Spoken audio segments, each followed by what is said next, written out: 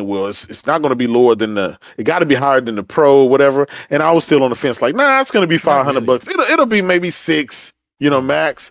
But with the tariffs and all that Oh stuff, yeah, if that that's changes everything. enacted, yeah, that Tariffs. changes the whole. Yeah, That's a whole different ball game that's not because that's about something that control. can be controlled. Yeah, That's not no, about nobody control. knew that that shit would happen. Yeah, the tariffs changes the game. So Switch, that might be yeah, $500. exactly, or at the cheapest 450. Yeah, 450. Yeah, like You if know, Nintendo yeah, yeah, planned it to launch at 400, yeah, the tariffs can make it 450, yeah, 470. yeah. That's not about control. And the sad part about it, we had to go through COVID. We had to deal with those prices and hard to get and the price increase. We had to deal with that bullshit. And now we Yeah. got to deal with this. So, political stuff really it fucks with consumers. And I'm not just, because we're talking about gaming, but I know it affects everything else like food I and mean, there's a gas and lot of different food. things that we need. It's gonna Yeah. happen, and Yeah. people won't see it until it's kind of like my Until it radiator affects story. them. Yeah, you won't realize what's happening until it actually happened. And some people, Yep. some people just gotta learn by experience. Sometimes studying or reading or whatever is not enough. You just have to go through it and realize, oh shit, Yeah. this But was a I, bad was idea. I was really I mean, I can't say I was really shocked, but the education system to some of these people and how did they not know that tariffs is not a tax on a specific country? Yeah. It's Blew for my the mind. companies, and then the Yeah. companies are going to pass that on to you, the customer. And I can't even So talk shit to my own, like, to people on the internet. My own brother-in-law didn't know. yeah, a lot. Like That's why I people say I it's the know, like education directly. system. We Yeah, don't. Yeah, yeah, people I talk to absolutely. directly.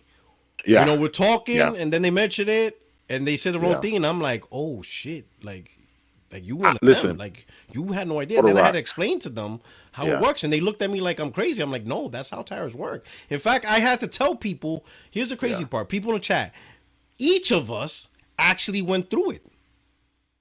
yeah, Like you, yeah. if have any of yous, like, I don't know if you have your passports, but have any of yous like Yep. visited another country?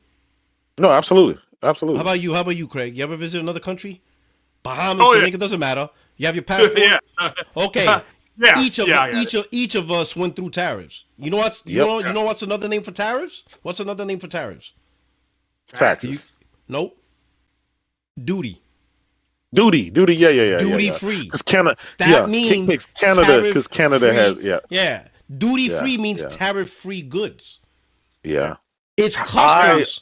Customs yeah. collects the tariffs. People don't know that. I even That told my makes family, like, sense. bro, you guys Yeah, know what tariffs are because you've been through it. yeah, Every time you go, oh, I'm gonna go buy at the duty free, is because yeah. you wanna buy tariff free goods. Like, That makes you know how sense. when you go to from another country, and they tell Yeah, you can only buy so many, like you can only bring like 2 cartons of cigarettes or 2 bottles of liquor or yeah. whatever. They give you this list of what you can bring from another country. hmm If you bring anything more, you have to pay a You duty. got to pay for it. Yep, I duty. That's Yep. tariffs. That's Yeah. literally what tariffs are. Customs collects So the tariffs. so check this out. Just recently. People don't even realize that. My family didn't even Yeah, realize that. They were like, holy shit. I'm like, yes, tariffs is duty. yeah, And you pay it at customs. You pay it at yeah, and the same thing with the American companies. yeah, They pay, customs collects that tariffs. You pay it at the yeah. port. I sold I'm like, a this is PS5 crazy. Pro. I sold a PS5 Pro a 30th anniversary to D Batch. I got it for him, sent it to him. They charged me the duty fee. They Yes. charged me that, and he was asking me. He was like, "Well, how much they gonna charge or whatever?" I was like, "Duty? What the fuck is? No, I don't." Just like they That's ain't charging me tariffs. anything. Yeah, that's sure enough. Duty is Sure enough, tariffs. yes, yes, That's what I tell yes, people. Tariff duty is another name for tariffs. yeah, So like that's yeah, why everybody goes, "Oh, I can't wait to get duty free." I don't think people. I think people think that duty is taxes. It's not taxes. It's yeah, tariffs. So when you yeah, go and you shop in a duty free in the airports, yeah, duty, not duty, duty, DUTY. He's yeah, like duty, Yeah, duty free, duty brown, duty free. So duty, yeah. DUTY. So Yeah. now everybody, when you go and you travel, in your airport and you're walking through and everything says duty free, is tariff free goods. You tariff can buy free. Yeah. all the goods you want and you're not paying a tariff on that stuff. That's what That's what it is. that's tariff-free goods that you don't have to pay Yeah. for. You know, but if you leave the country, right, and you buy a whole bunch of shit, and then you go back to your country, you can't exceed the amount what the country says. So, like in the United States, they'll say you could buy 2 cartons of cigarettes, 3 bottles of wine, extra. They'll give you like a list of how much. If you go over that, they will assess how much over you are, and then you got to pay a duty or tariff. You pay the tariff because you're bringing it into the country. And I'm like, bro, when I explain it to my family, that's when they open their eyes. I'm like, y'all didn't know this? Fuck. Y'all some dumb motherfuckers. Like, y'all dumb as shit. You know, and some people didn't realize that stuff. Everybody loving the thumbnail. Exactly. You get the new one up there? I put it up. I did it for the Oh, culture. now you're talking. I did it for the culture. I'm doing it for the culture. I'm doing it for the culture. I'm like, bro. Day. I'm like, whoa. Pause. I'm like, SPR. Pause. Like, pause. Yo, yo, this is wild. Oh man, but shout out to SPR, man. He always be supporting us with the holiday thumbnails and shit. My man's on point. He has a good humor. I love it. I love it. Thank you for the support, my brother. He does some beautiful thumbnails. This shit's funny. So I'm like, yep, this is it. I'm gonna rock with it. Everybody in the chat, if you all think Porter Rock's a pretty brown man in that picture, shit. Oh, pause. go ahead and I'm an ugly motherfucker. Nah, chill. Only press the like button. Listen. Only my wife gets to call me pretty. That's it. That's it. That pretty brown man. Whoa, man, Craig ready to bust some cheeks. Pow. Man, my man dangerous, bro. Oh man, where's Extreme at? We need to get him back. We need to get Dark Chocolate back. Hey, get in the podcast, bro. Get Dark Chocolate back up in here. Oh man, but I was saying, what's going on, man? Let me do the intro. Welcome, my friends, my family, my fellow gamers. Your only friend these YouTube streets, Puerto77. We back with the crew. We got Craig Harris here. What's going on, my brother? How's everything? Doing all right. I want to make an announcement here. Starting April 2nd, I'm going to officially retire the moniker of Craig the Tech Guy. Okay. And I'm going to call myself Craig the Booty Smasher? Yeah, that would be It's gonna be Griff. It's gonna be Griff Cloud Gaming. That will be my new name. Oh, Don't start that. Listen, I'm serious. I'm gonna have to do the disclaimer. Yo, Jada, I have to do the disclaimer. Listen, the words, phrases, or contents of Craig Harris does not reflect 60 Frames No Lag, J-Dub Productions, or LLC. LLC is all on his own. Oh man. Man, I'm not doing that. Nah, man. Shout out to Big Cloud, man. You know what I'm saying? He PC Master Race now, man. Yeah. The man live. You know what I'm saying? Oh shit. That's like that. Hey, 60 Frames No Lag and J-Dub Kratos LLC have nothing to do with this. That's the disclaimer. Wow. Oh shit. Oh man. Oh shit. What's going on? All right, brother. So everything good with you? I finished Dragon Age Veilguard, so I went full woke on there, and it was fun. Yeah, I had a good time on it. So if you like Mass Effect 1, 2, and 3, you about to go broke like this because you woke. Mm-hmm. Woke is broke. Yeah. All right, good. I want to play. That's on my list. Man. That's on my list to play. No, it's good. And also, you'll like it. To shift up, they made Stella Blade made I think $43 million for them. So congrats to them. That's a small team. Fantastic job. They did a good job. Yeah, so great for them. I'm really happy for them. Should be coming soon to excited. PC. Yo, PC support that game. I ain't gonna say support, but it's if you're gonna a talk single shit, player game. I'm gonna say this. If you're gonna talk shit about coming to PC, then buy it and play it. Don't just make content and talk shit. It's a great game. Yeah, they'll steal it. Yeah, it's fun. It's a great game. I haven't beat it yet. Man, yeah, they're gonna steal it. Fucking Shifto's gonna be like, what the fuck? Like 800,000 copies ripped. Yeah, they're gonna get them. But hey, hopefully they believe it's gonna sell more. So hopefully they do, man. I know these PC guys. They some games do sell a lot on PC. Other games get tore the fuck up. I can't figure them out. I can't figure it out. So it is what it is. Oh, but shout out to Shift though, man. I can't wait to their next project and stuff. Yeah, I'm you know, very that's that, excited. that's good investment, man. You know, good investment Yep. to new studios and new regions. I know Sony's investing in also Middle East and Africa. Sony going I'm woke. I keep telling I'm people. ready for that Shaka Zulu, bro. I'm ready. Yeah, that's coming. I'm ready, bro. I'm gonna be, you know what I'm Shaka saying? Zulu video game out I'm gonna wear dashiki. I'm ready for African gaming. I'm all in, bro. Facts. Dr. Umar's gonna be proud. He's gonna be proud of me, bro. You know, he's gonna be proud of me, boy. I'm Can you all. imagine a Shaka Zulu game? I mean, it'd be violent as hell. I'm gonna put on a dashiki. Me and Dr. Umar gonna be side by side, looking at post. Staring at him, bro. You ain't supporting our African brothers. You know that picture? Like the crew I know looking. that. I know that. I'm gonna Photoshop myself in there with a dashiki and an African hat, and we're gonna be looking like that, all three of us. When these African developed games come out and people are buying them, I'm gonna be like, Ghost, did you buy that new African exclusive on PlayStation? You'll be like, nah, we're gonna be like this. We're gonna be staring at him, bro. We're gonna be Dr. I'm gonna be Dr. Umar approved when that shit happens. Hey, Dr. Umar. I'm gonna be Dr. Umar approved. You know what I'm saying? I'm gonna do it. You know? You know what I'm saying? All right, my brother. You know, J Dub, what's going on, my brother? Oh man, everything good. Can't complain, man. Can't complain. Everything is going great. PlayStation doing good. You know, we had a little snafu, a little 18-hour snafu. I didn't even notice. Listen, but I'll tell you this. Hey, Puerto Rock, I can't. Baby. Team single player. Team single player wins. We winning, baby. We winning. Yeah. We winning this. I can admit this though, bro. You know, listen. You lived through. I lived through that 23-day, 24-day event back in the PS3 era, and so you know when hurt because I was playing Call of Duty back then. I was playing Call of Duty and Madden. That shit hurt. I'm like, what the fuck? So, but here's the thing, Puerto Rock.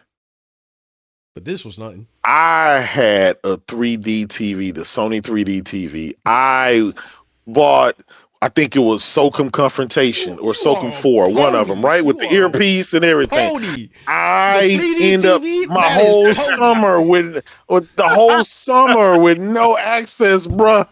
Listen, and when this went down, luckily it went down in the evening. When SOCOM 4 came out. Yes. Yeah, that game died because of that. That shit online game, and then you couldn't play it. Absolutely, and they so that was a wrap for that.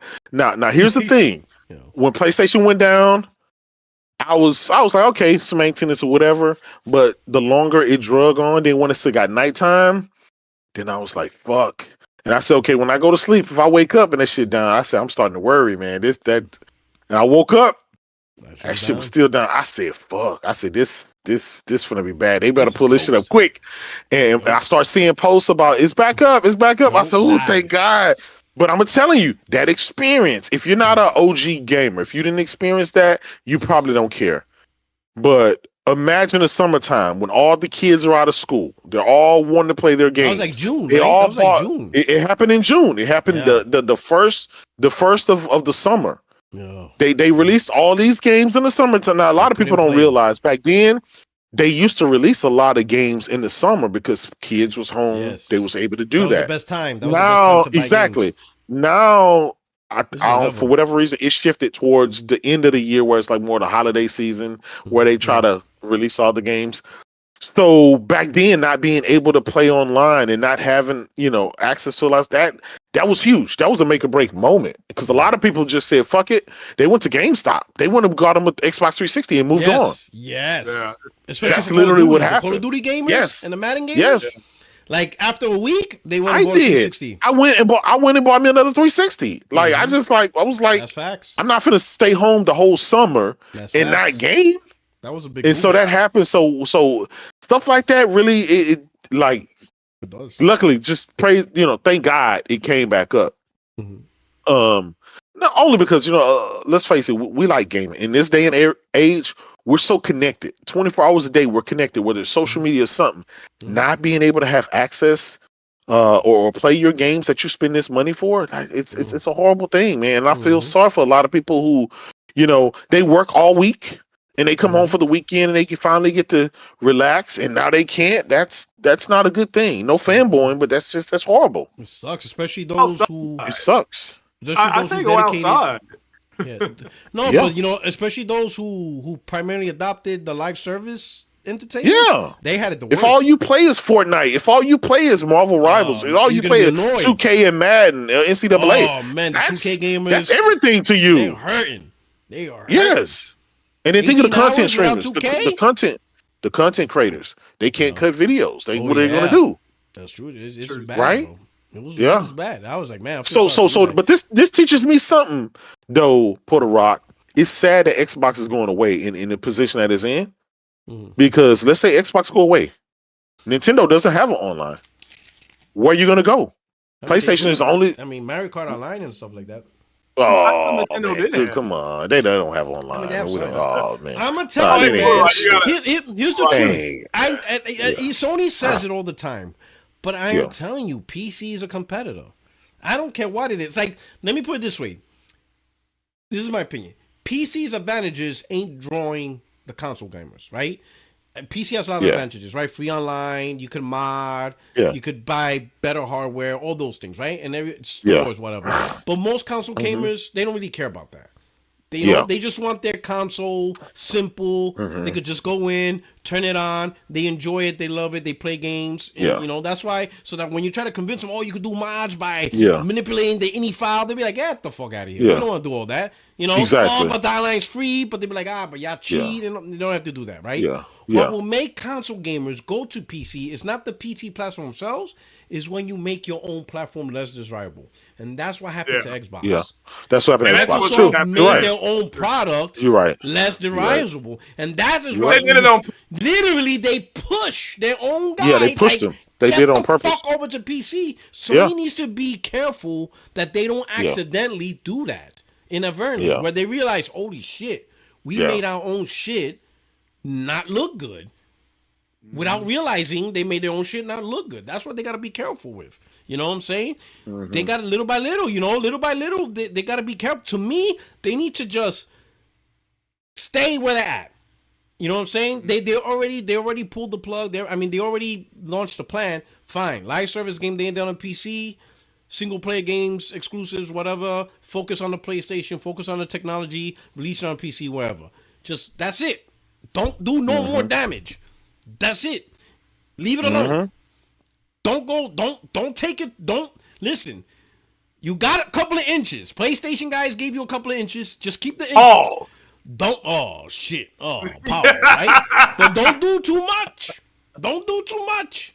Because they gotta be careful encroaching on people thinking, damn, bro, like, fuck, PC does all this shit and I gotta deal with an outage or I gotta deal with this.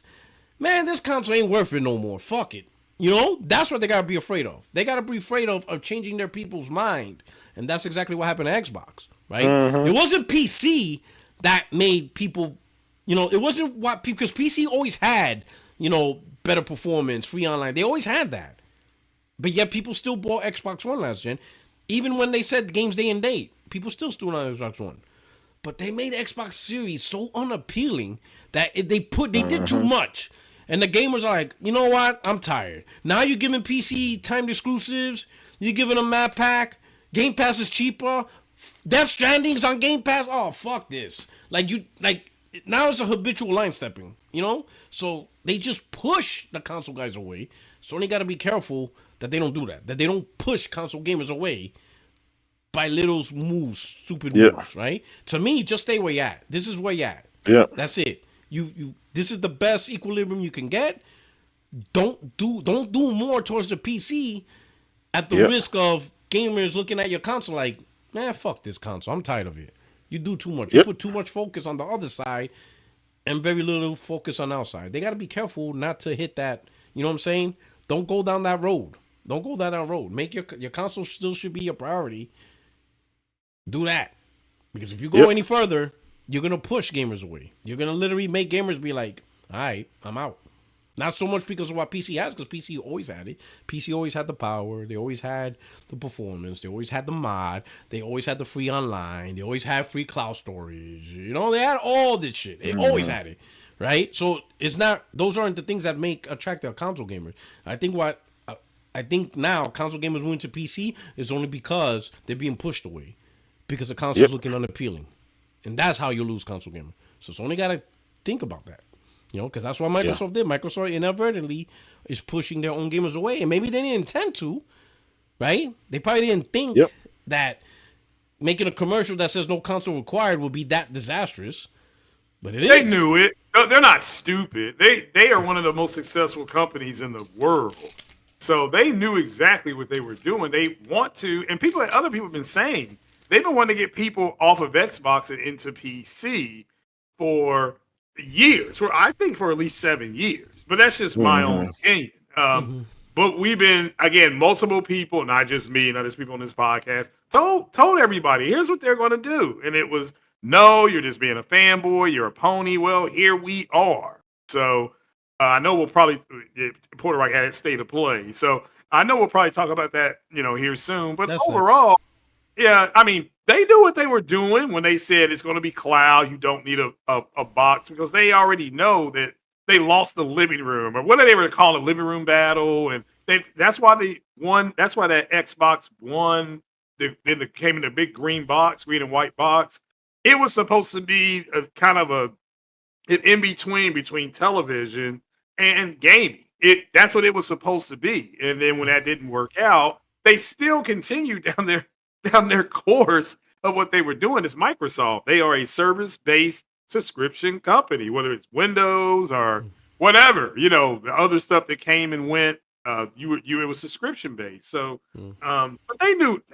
I think it's naive to say they didn't know what they were doing when they're one of the most. Now, if they were a trash company, if they were a junk status, but they knew what they were doing. I don't think it's working. It's working. I will say the reason why I don't think they knew, because you wouldn't have invested this strategy with Xbox Series S and X.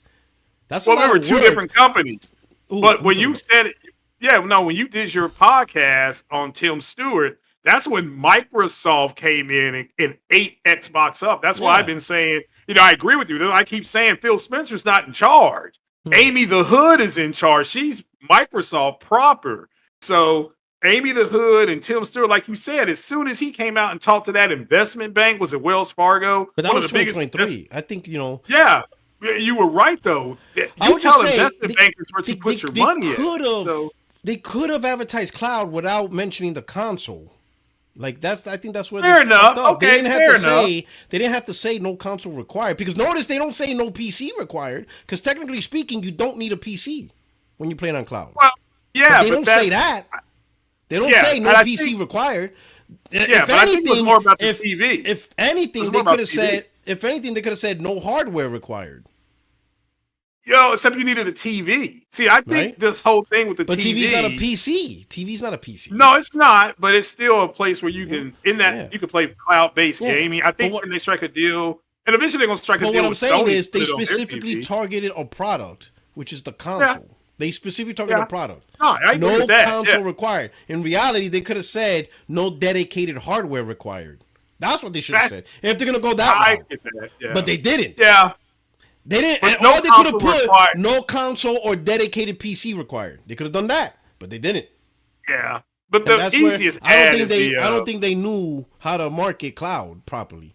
Sony doesn't say that. You think you're going to see Sony come out with an advertisement saying no console required? Hell no.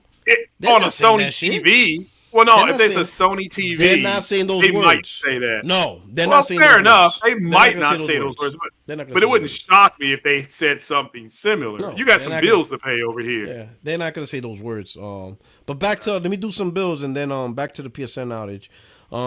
J Hart says, "Let the cheek clapping begin." Oh, pause. You damn right. This PG. No.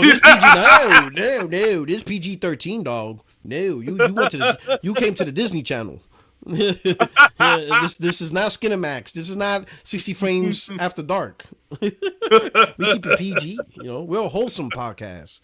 We keep it classy. Gordo P23, thank you for the super chat. Says I don't think Stellar Blade is gonna do well because it's tied to Sony and PC guys hate Sony and they hate single player games, so they'll steal it. Oh man, It's already done well. I hope it's already done well on the PlayStation. Yeah, but now it's coming to PC. I hope it does successful on PC. The studio's great. Yeah. Game's fantastic. I want to see more stuff from them. Yeah. Glassdoor Gamer, thank you for the super chat. Says PC has outages called Windows updates and drivers. Facts. Yeah, that's ouch. You know, but I will say I think I'm not gonna dive into like with the PSN outage in terms of actually happening. It was only 18 hours, right? And they did good. They did good. They did good reimbursement with 5 days added, right? So for the 18 hours you lost, you gain an additional 100 something hours, right? 72, whatever, yeah, like 120 hours, whatever. So you got 5 days extra onto your subscription plan, right? So that's good, right? But I think this highlights the importance, though, of gaming maintaining offline presence in their games, right? I know live service games, there's nothing you can do about it because it literally needs the internet, right? But single player games should be made to ensure that they work when offline, right? They shouldn't be tied to online. You should be able to play the game, at least at its basic default nature off the disc, so you can install it and play it, right? No requirement for you install the game, but you need additional online information to make it work, right? Everything should work right out of the disc and stuff like that. So I'm gonna start with the judge and see what he thinks about this. Do you think this highlights the importance of the industry, still maintaining the capability to play games off the disc? Oh, hell yeah. First of all, how's it going, everybody? I know it's been a while since I last spoke to y'all. But to answer your question, hell yeah. I mean, it kind of defeats the purpose of even having a disc in the first place if I can't play off the disc and I abort the disc, but I still got some type of DR. Matter of fact, that's exactly what it is. Some sort of DRM going on. And it's crazy because around the time back in 2013 when it was TV, people were, sounding the alarms around about DRM. And as far as, you can own the disc as much as you want, but if they ever, decide to, to turn off the license, then, it's basically, it's akin to having a blank CD. But to answer I just want to confirm that the discs work offline. That's not an issue. As long as it's a single player game. Yeah. You can. It was a disc drive that you couldn't sync to your PlayStation 5 in case you have one of those digital versions. But the discs themselves, they work. I've used offline all the time. Okay, thank you. To that point, I still think I do think that it is important to have the ability to play disc offline, but I don't think that's true 100% all of the time though. I really don't think so. If you do the game sharing thing and it's not your main console, that's a different. That's a whole different thing, scenario, right? Because you're not owning the game. So that game is not you're borrowing someone else's game. Your home, whichever one is your home PS5. That's the one you'll be able to play unfiltered, no matter what. Okay. So you had a bunch of people complain because they game sharing with their friends. I can't. Yeah. So here's the thing: a lot of people, in order for game sharing to work, you have to switch who's the homeowner. You understand what I'm saying? So like, let's say like if you bought a game that you want to play, but you're game sharing. Let's say it's me and J-Dub, right? In order for me to game share with J-Dub, my home-owned console is actually on his console, and his own account is on my console. So what happens is I'm playing my games that I purchased by going online and logging into my account. Not the actual hardware is verifying the licenses. My online is verifying the license because my hardware is actually in his house, technically. Because, you know what I'm saying? So now when PSN goes down, I could play his games because technically my console is J-Dub's console. So whatever he bought, I'm playing. But I can't play whatever I bought because I can't use my PSN ID to log on and verify that I'm able to play those games because that's the only way I can verify the license. And that's why a lot of people, so when you game share, you're actually swapping consoles. You're swapping who's the homeowner.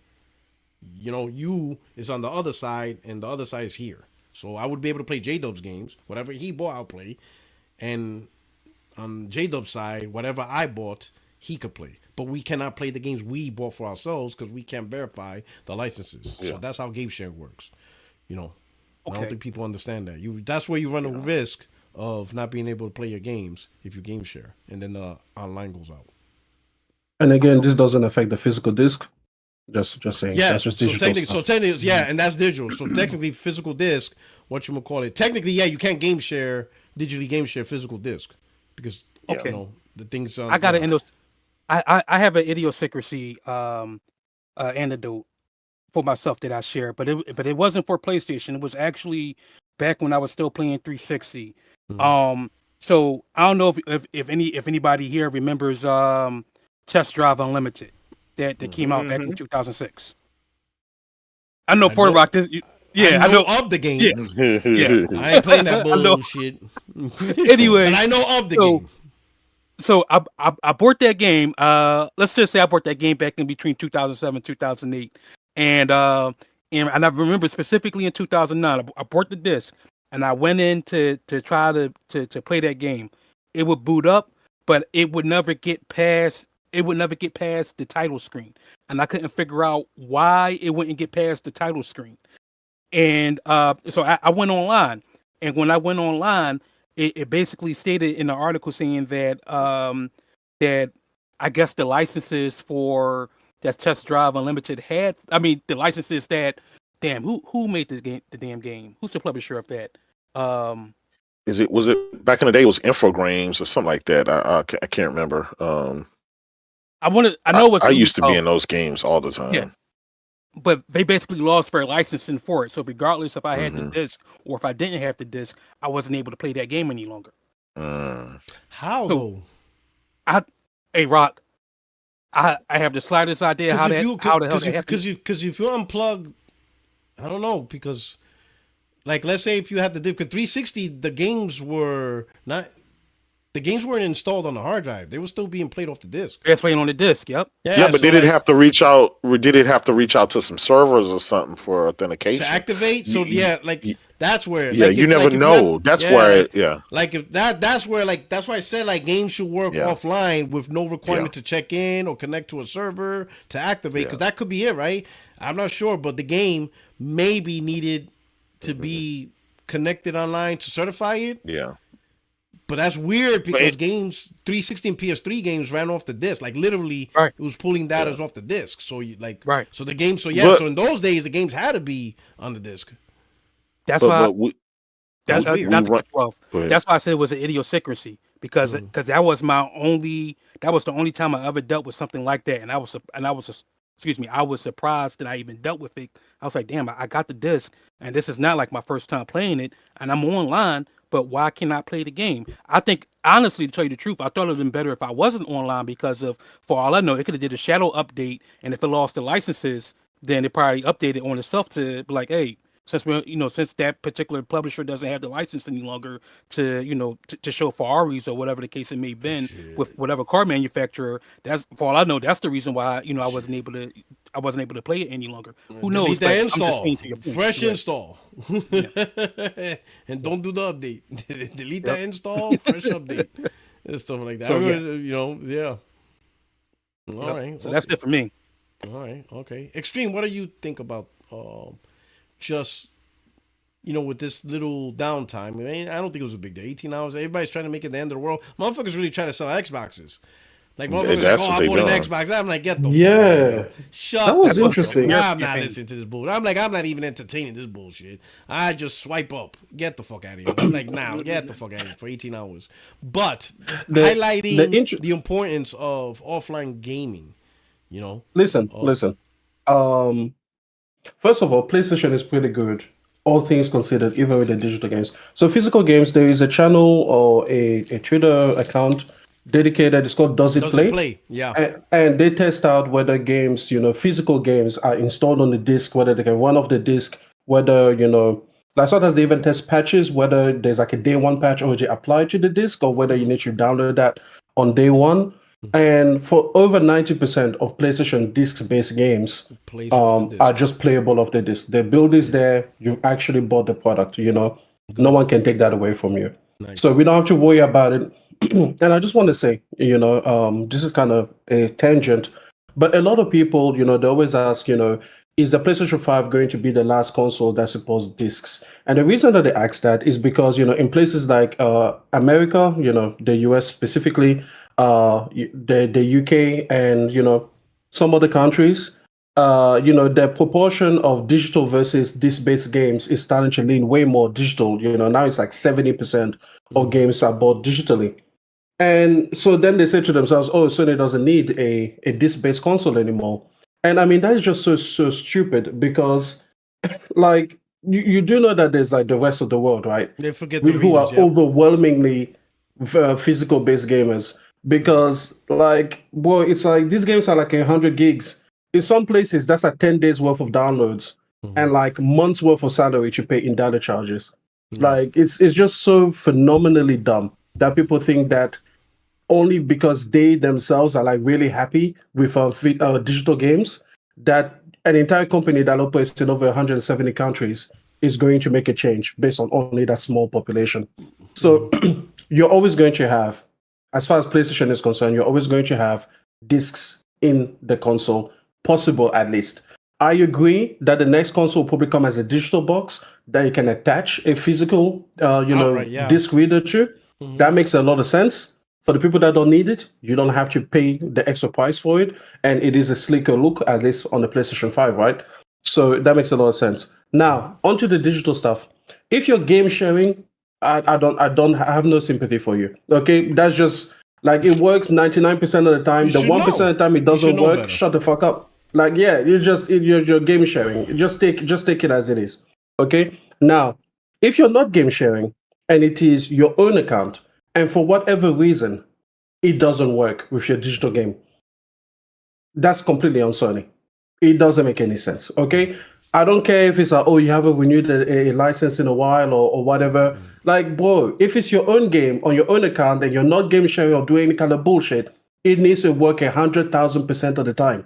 Every single time. Works right every time. Just like that. Now, another thing is that Sony charges people for the internet. Okay? I want to hear no defense for Sony for having an internet outage. I don't care if it was like 18 minutes, bro. Do you know why? Because if you're 18 minutes late on your payment for your PSN account, Sony's going to cut your service. They're not going to give you 18 extra minutes. Okay? They're not going to make excuses for you. They're not going to pull out a chart that says, oh, look, for the last 18 months, Emmanuel has been paying on time. So this time that he's late, we should just give him some leeway. They will give you no leeway. The minute your subscription runs out and you do not update it or upgrade it or pay for it again, that is going to go. So as Sony, they charge for this shit. It needs to work 100% of the time. I don't care what they have to do, And listen, I wasn't affected. I wasn't on my PlayStation during the 18-hour window. I wasn't playing. So I don't know if 5 days is fair compensation. I think they should refund you for the month. That's what I think. I'm not demanding it. I'm just saying that seems to me fair. Like, I think a company should go out of its way to overdo the compensation. Now, 5 days is nice, but I think that people kind of go like, is it enough? If it was 30 days, nobody will complain. People will celebrate it even, So, yeah, if it was a whole month, maybe even 2 weeks, maybe split the difference. I don't know. 5 days seems a little bit, but again, I wasn't affected. So I guess for me, it's just 5 free extra days, so I have no right to complain about it. But in any case, I just want to say, PlayStation fans, don't defend Sony on this because they're not going to defend you and your money. And it is an exchange. This is a business. You exchange money for the service. So the service needs to work because your money works. You never gave Sony, 95% of the money that they asked for. So they wanted 100% of your money. They should deliver 100% of the service 100% of the time. That's the way it should be. Good point. Because the second your account expires, it is out. Yeah. It is out. They don't give a fuck about you. They don't give a fuck about how you make your money. Good point. All right. What about you, J-Dub? Were you crying because you couldn't play Gran Turismo 7 whoop on people's asses? No, I wasn't. I started to get agitated after a while because, I had free time. The family was away. I was like, oh, we finna get it in. And I I was gotta like, play my Xbox. this bullshit. I Yeah, gotta play my nah, PC. damn God sure ain't damn it, playing no Sony. Xbox, but Oh. I just, you know what I'm saying, found other things to do. Went to the gun range, chill out, went to touch some grass, Oh, touch some touch some grass. grass. Touch some But, grass. but, That Xbox was like, hey, listen, yeah, I ain't got no Jade up Xbox no more. like, But, yeah, them days Jade up over. looking at that thing, boy. If you don't I shut got the fuck Forza, up I right got now. Forza on my shit. You know what I'm saying? I got Hellblade 2. You know what I'm saying? Oh shit. But, Oh man. but I'll be honest. I understand a lot of guys. They work during the week. In the weekend, they want a game, and that's their precious time. And man, what can you say? And It's there's a like lot of we online gamers. at the helm, and even if you're a PC gamer, don't let these dudes lie to you and tell you all this shit is free. Listen, if Steam ever go out, or if Ubisoft ever have an outage with whatever, if EA right ever have an outage with, it's all ran on the back end through some service.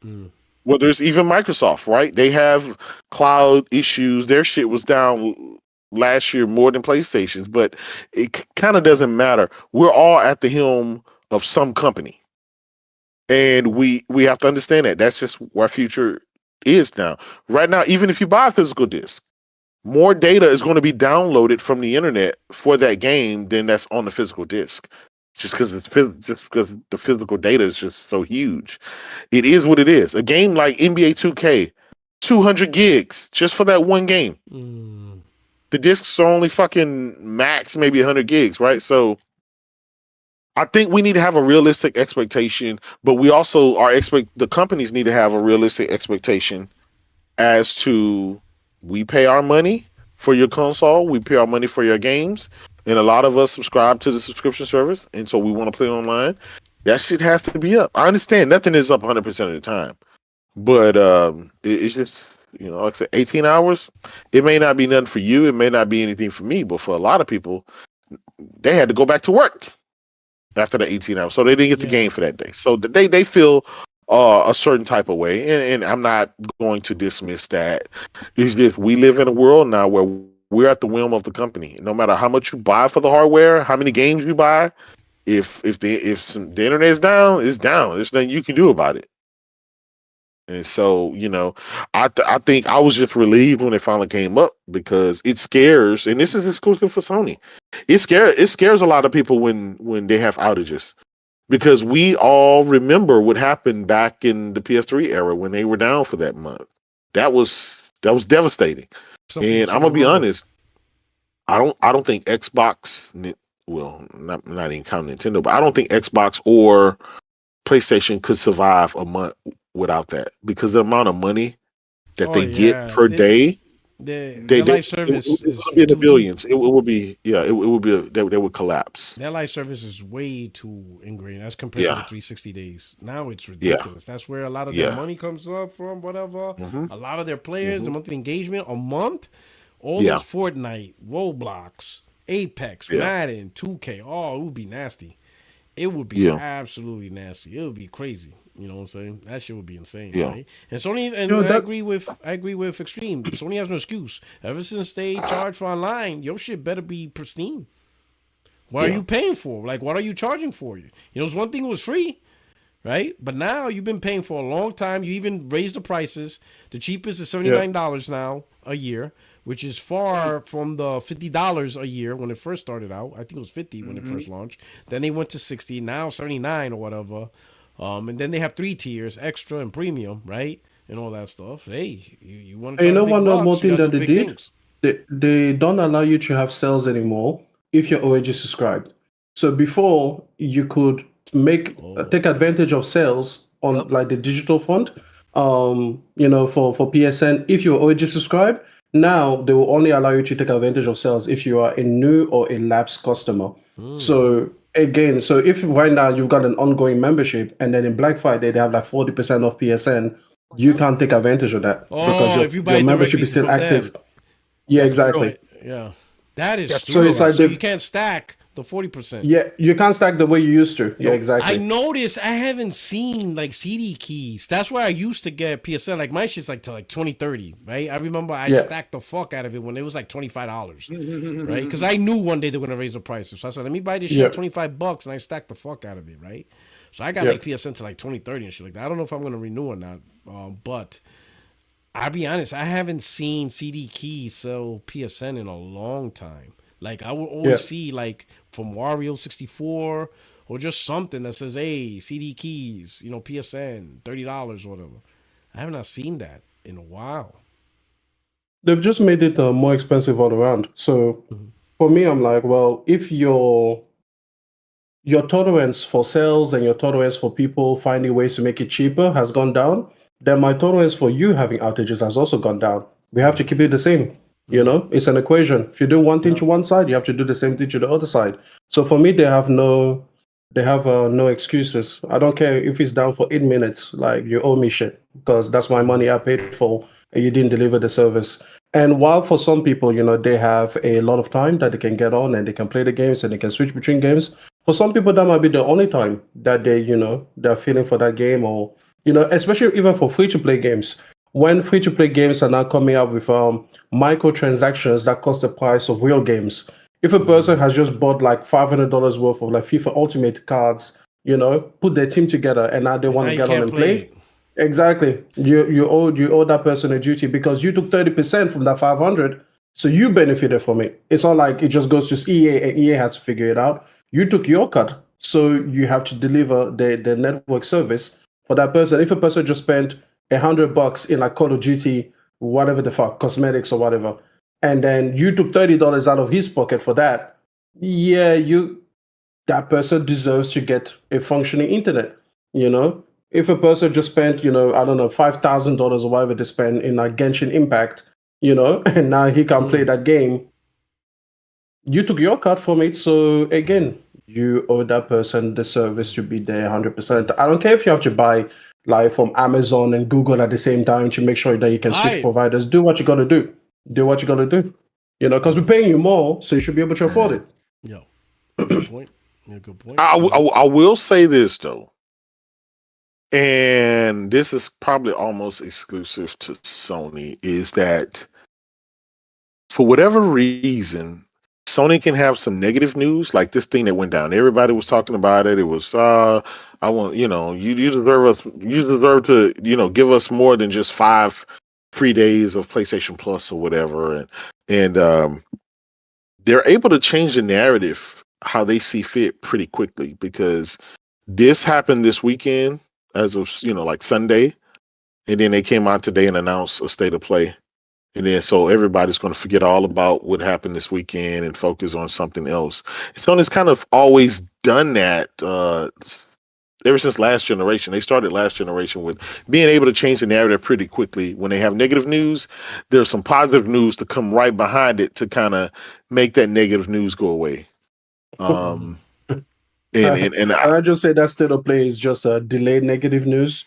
Because the way people are going to be complaining about whatever they show. Of course, it doesn't matter. Yeah, but that's because we live in a content we live in a content creator space daily. The need for information. We need this feed the beast, and it's no matter what they show. They can show everything you want, and then next week, oh my god, it's like it's social media. It is, but showcases are just delayed negativity now. That's what it is. They're not even enjoyable anymore. Well, because a lot of people, especially content creators, and this is twofold, and it's not for everybody. I'm just something I noticed. It's a need for information now, but then as soon as the information comes, then people make it into a negative on the back end. So it's like it's the negative front end videos that come out, and then it's the negative back end once you get that. So it's like, does it even matter? So I wanna stress that it's not really the gamers, it's really the content creators that have to feed the beast. Sometimes it's just raw weeks. There's just no news. There's no nothing, and so you have to kind of do something. So it's like, Xbox, show us something. PlayStation, show us something. Nintendo, show us something. You constantly have to have this information to come out. They can show a state of play, like I said, tomorrow. There's going to be some people that like some stuff. There are going to be some people that hate what they show. But either way, there's going to be a ton of content that comes from it, and it's feeding the beast. And then next week, it starts all the way back over. Well, what about this? What about that? We want this. We want that. I need to feed that beast. I need that content coming in. And I just noticed that. Whether I'm not saying if it's good, I'm not saying it's bad. It's just what I noticed that because people can ask, "Hey, I want a state of play." You get a state of play, but there was even no matter what they showed you, you were never going to be satisfied because you need the content on the back end to follow through with it. So I mean, that's just my point of view that I've noticed here recently that it really just kind of clicked with me.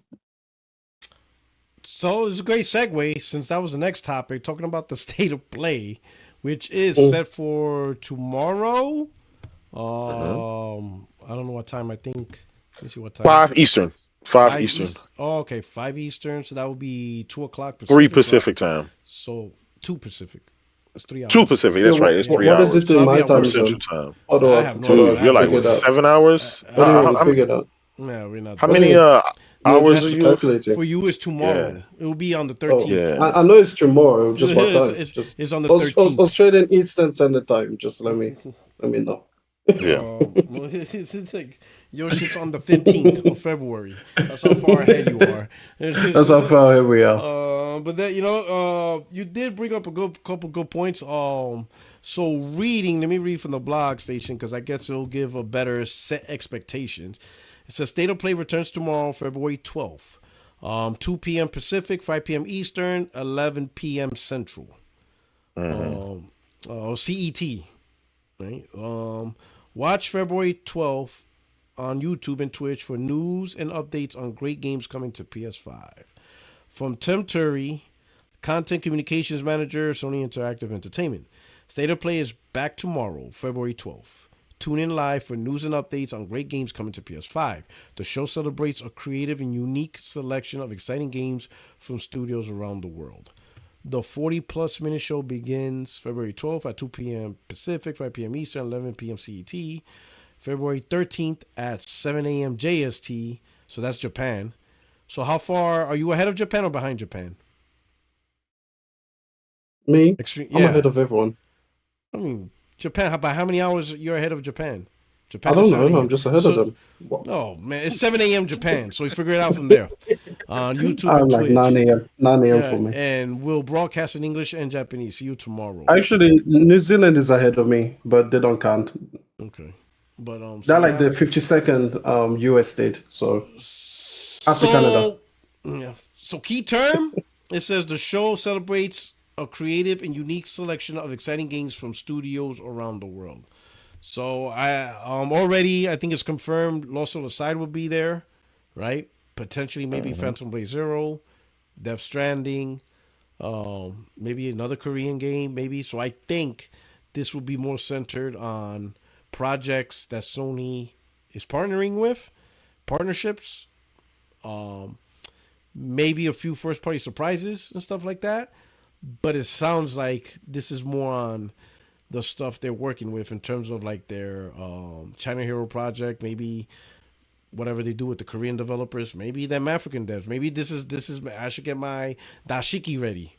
You know what I'm saying? Dr. Umar, here we come, bro. I'm about to get my dashiki, get them African developers on stage and stuff like that. Like so we'll start with Craig, What are you expecting? What would you like to happen? Oh, yeah, I did this earlier. I would like to see Lost Souls Aside. And my dream game is the Rise of Hydra, Captain America game. Since the movie is coming out tomorrow night. You mean the Marvel 1943? Yeah, 1940. Yeah, Rise of Hydra, Black Panther, and Captain America. So I would love to see that. I'm not going to get mad if it's not there. But yeah, Lost Souls aside for me, and then Death Stranding 2 is a wild card because Sony also announced a deep dive with Kojima next month. So I don't know if we'll get a sizzle. Good point. Yeah, we may get a sizzle trailer, and then I think there'll be more. So I think Death Stranding will be last. And my other second tier game was Metal Gear Solid or Metal Gear 3, whatever it is. So I think that'll be interesting. So. But that's it for me. Yeah, so Lost Soul aside, Metal Gear, and then my dream game, if you look at it like that, is a baby step. So actually, it's the Rise of Hydra game. So I'll have to wait and see how it turns out. May not get any of it. Okay. All right. Okay. Extreme. How about you? I know you hate. I know you hate shows that announce things 3-4 years out, but we are due an 18-month blueprint. Listen, right now we don't have that. You know what? Fuck the 18-month blueprint. Fuck it. I do you know what I want? I want that Astrobot energy now. I'm done. 18 months is too generous. PlayStation fans can handle it. You seen the video I just dropped? You know my complaints. You know my issues. I saw it. Not yet, but you seen the title? You haven't seen the title. Shit. Cool. You watch that. He went PC Master Race. Oh, damn. Listen, man. PlayStation fans are toxic as fuck. So I don't want them to get 18-month roadmap anymore. 6 months maximum. 6 months. You're not allowed to see anything. Yeah, that fog of war is going to just roll right in. Listen, man. Hey, I am going to enjoy the show for the 40 minutes that it gets. Then I'm going to enjoy it for the next 4 minutes after that. Then I'm going to get on Twitter and I'm going to realize it was the worst, most terrible thing in the world. And we should never be happy and we can't have nice things. That's what I'm going to do. That's my plan, So listen, as far as the show, I don't really have any predictions to make. I will say that I appreciate having a less than 24-hour or 24-hour, kind of update. Because I don't believe you need to announce your show 3 months out. Because especially now with these fucking PlayStation fanboys, bro. Because by the time you give them anything longer than like 26 hours, they will hype up themselves for a show that honestly only God could put together. Like that's who it would take. Facts. They get every right. They try to hype up every single first party title ever. Yeah. And then they will complain that they should have believed in another religion because this God didn't put out a show that was amazing enough for them. That's basically it. They're going to be like, we need a new pantheon. Like, honestly, they'll be like, boy, Christianity sucks. Let's go back to the Norse era gods because they were better. It goes back to what J-Dub was just saying about feeding the beast. See, those fanboys are not going to get what they want. So now then they'll start complaining and it just feeds right back into the same system. So and go watch my video that I just dropped yesterday on my channel. Yeah, fantastic video. Hey, there you go. Thank you. You see, even Craig agrees. Yeah, I mean, like I said, I wouldn't tell him nothing. But I'm in your corner when you said I wouldn't tell him shit. I wouldn't tell him anything. No roadmap, no 100%. Nothing. Just cut you off at the knees and no more stupid speculation videos. No more Sony. You got to say something. They're the leading platform. 70 million sold. They ain't got to say nothing.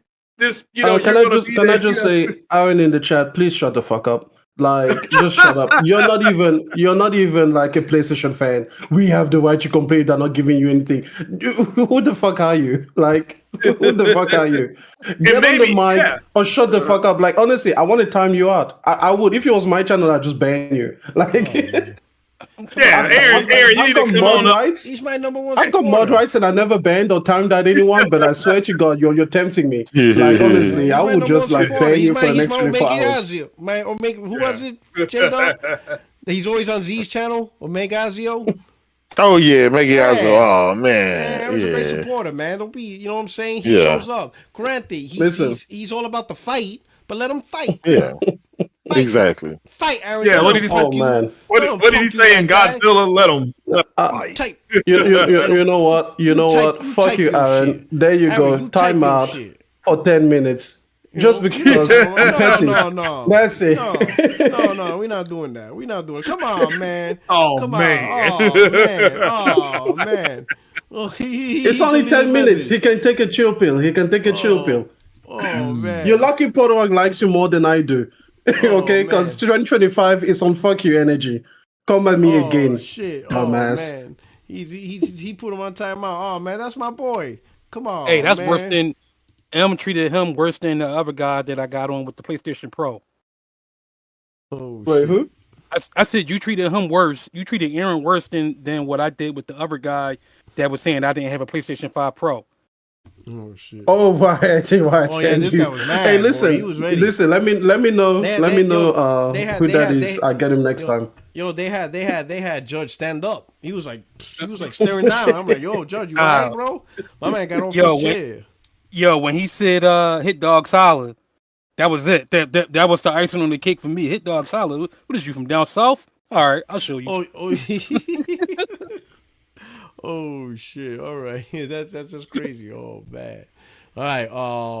Okay, state of play. We're going around. We got Craig. All right, J Dub. All right, what I'm expecting? Man, I'll be honest. I'm really expecting to see Halo Gears of Forza or Hellblade 2. So, some PS5 Pro gameplay, AK60, potentially, VR support for some of those games. But when it comes to PlayStation, obviously, I think we kind of know we're going to see Lost Soul Aside. My number one game, Death Stranding 2. Can't wait. See when that's going to launch. I think we're going to see get a release date for Ghost of Yotai. Okay. Finally going to get a release date from that. I think we're actually going to figure out what's going on with Wolverine, or at least I hope. I hope they're finally going to show us what's going on with that. It's 2025. You got Tom Warren out there saying the PlayStation guys are going to have a great time in April. What the hell that means? That means, I don't know if that's just more Xbox games are dropping in April, or if he knows, what's coming at this state of play or whatever. But we'll see. Even Sony themselves said, 2025 is, the year that, the bangers start coming. So I'm looking forward to it. I think it's rather the games that we know that they're cooking. I think we're okay with those, but we want to know what they haven't told us about yet. We want the surprises and stuff like that. And I think I don't know if they're going to show that here, but I think that's that question mark that a lot of people are asking. It's like, yeah, you told me about Ghost of Yotai, even though, prior to them showing Ghost of Yotai, everybody's like, oh man, Sony ain't working on nothing, and Naughty Dog, oh, they canceled Factions 2, they're not working on anything, and then they came out with with this stuff. I just that's how I ended up with that the never ending cycle of just needing just unlimited information. Which expectations, you're always supposed to have the expectations, but sometimes it's like, damn, if they just told you that this X, they just gave you X, Y, and Z. Last year was probably one of the best years ever in gaming as far as content wise, of how much was exclusive to the PlayStation platform, just month after month, all the way down, the complete year. I think that's going to repeat its cycle this year, based on what games that we know now. Just the fact that we know the games that's launching this year. And I haven't even mentioned Grand Theft Auto 6. I'm hoping to get that second trailer of GTA 6 announced at State of Play. Potentially a bundle. We know they got the marketing deal and stuff like that. So wouldn't that be crazy if they show that trailer, as their last one more thing, and then you see the Rockstar logo, and then you see that trailer. That moves mountains. That moves mountains. Or if we see a Marvel, right? When we see the Marvel come across screen, and we see Insomniac, we're like, oh shit, here we go, stuff like that to get you excited. That's the stuff that it seems like, a handful of companies can do that. They can move mountains and just move souls, and Sony has the potential to do that. Let me add. Yeah, go ahead. I'm sorry. Go ahead. No, I was just gonna say if it's all CGI, they're gonna bitch and moan about, well, where's the gameplay? If they see the gameplay, they're gonna say, well, it doesn't look that good. It's like, because it's an alpha, so they're just gonna constantly, J-Dub said, they're just gonna keep on complaining, because their goal is to get you to, the way the internet works. You put something out negative to get people to come and listen. You have people saying this leaked out and this is going to be shown. If none of that is shown, there is no repercussions. That it's So yeah, I agree with 100% what J-Dub said. It's just it's a constant repeating cycle. We didn't see enough gameplay. We don't know or if you get the gameplay, where's the release date? They're always going to complain about something. So that's why I don't pay them no mind. I can't do it anymore. It's like psychologically, it's just damaging. And it's just one thing to bitch about after another. So I hope everybody sees what they want tomorrow. If all they did was show baby steps for 40 minutes, I'd be on the floor rolling. You have to sit up there and look at some guy's cheeks for 40 minutes on a State of Play. Oh my god. Hey, listen, I hope they don't open with that game again. That game was I don't even see the appeal. Can I just say that is the most PC game ever? Yeah. It is. I Like was just going to say only that. I was just going PC to say that. freaks would like that. That's because they got even the wrong platform. yeah, I Yeah. was just gonna say that. For some reason, That's like a streamer's game. that game would thrive on PC. Whereas It's a I'm gonna be PC honest, game. Yeah. That's like the shit you play. And I'm gonna go out on a limb and say this, and everybody could probably disagree with me, but based on my experience with the PlayStation community, talking to all the people that I interface with, and seeing the reactions over all of these years that I've kind of been here, PlayStation has a niche crowd, and when I say niche, that doesn't mean small. Obviously it's a large crowd, but there's a vision cone, right? Like a triangle of things that satisfy those gamers. And if you pinch anything outside of that vision cone of what they're looking for, they don't care. And I think in Puerto Rock was, I finally have to agree with him. He was right with that stuff. I thought the live service stuff would help with Hellblade, with Helldivers 2, even though it did great and it did wonders and it's still one of the best played games. We got Concord and then everybody, went back into their shells. I don't know if Sony is realizing, but their people and their fans, they don't care if anything outside of that, what's in that vision cone. And I know they're trying to target more people in different demographics and different people that like different things. But that core audience, their fan base, they don't care about anything outside of what they care about. We've seen that with games like Returnal, even though I think it's so obviously the company said they sold well enough as far as to make their profits and stuff like that, but it didn't reach that level of what a traditional Sony first party game would typically sell. Even a game that typically bombed like Days Gone sold 7 million copies. Mm-hmm. So a game like Returnal, something new, something different, even though it's a roguelite, people are like, yeah, it's a great game, but nobody really bought it. Yeah, I loved it. In any I'm collective. Part of the few. Exactly. I'm not gonna lie. And say it blew up and made waves. Absolutely. And it goes back last generation to Puerto Rock, and I'm including this when we got Hellblade 1 exclusively, right?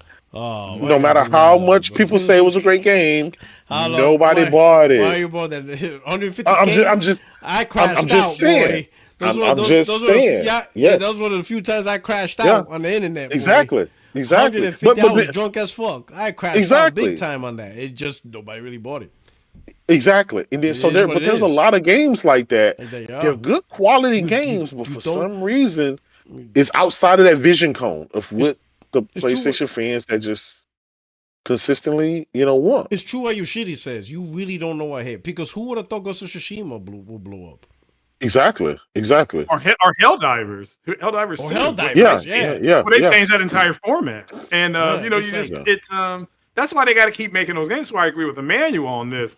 Sony has to make those games to see what is going to work and what won't work. And Helldivers worked great, so there was no reason to think that Concord wouldn't work great, but it didn't. And so maybe Marathon Marathon hits well. We knew that shit was gonna go. We knew that shit was gonna. Yeah, but maybe Marathon cliff.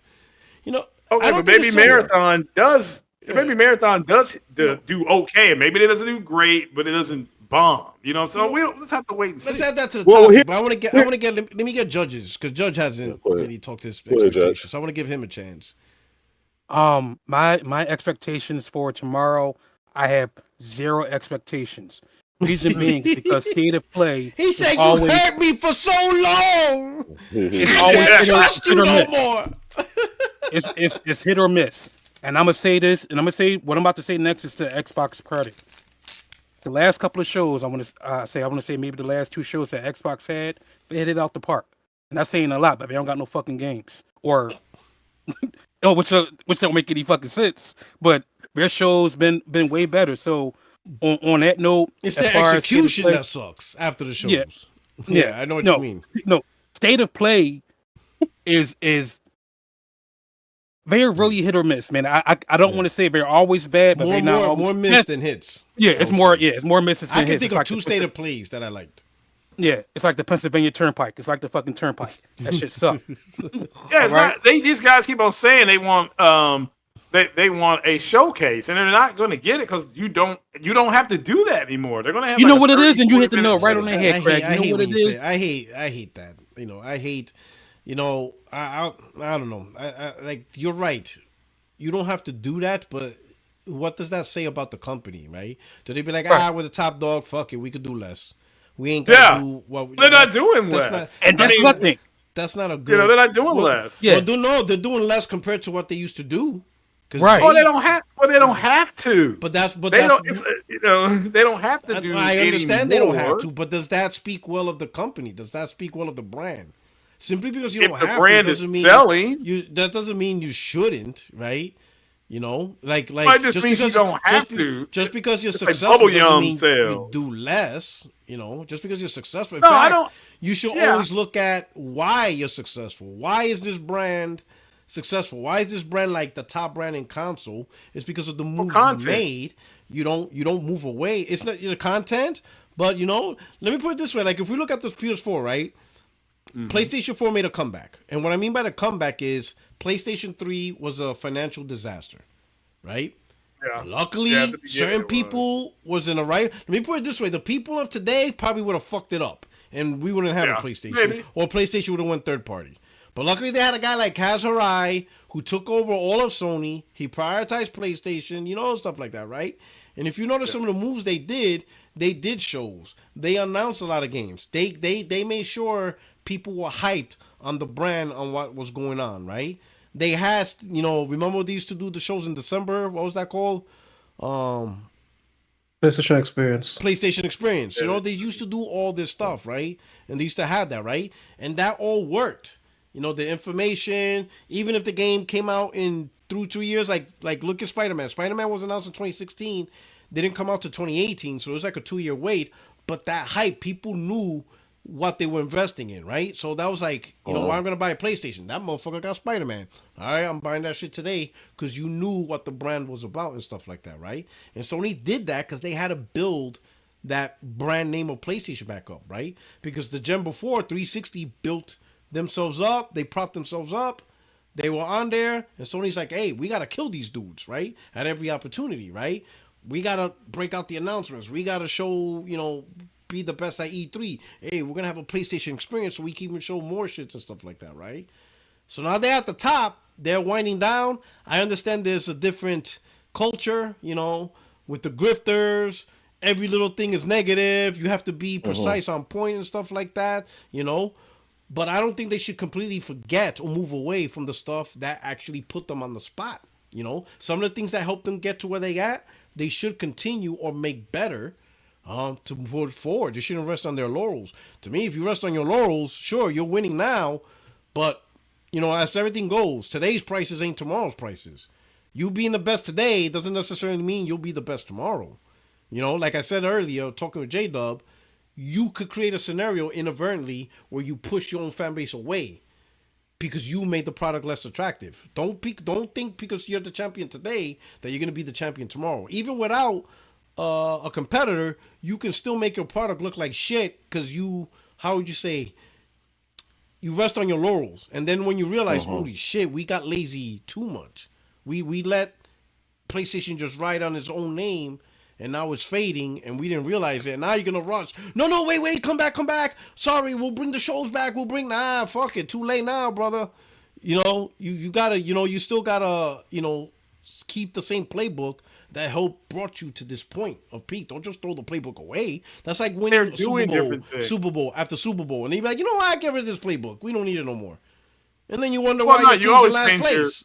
Well, you always change your playbook. But no, I disagree because they are doing different things. Some are hitting, some are not hitting.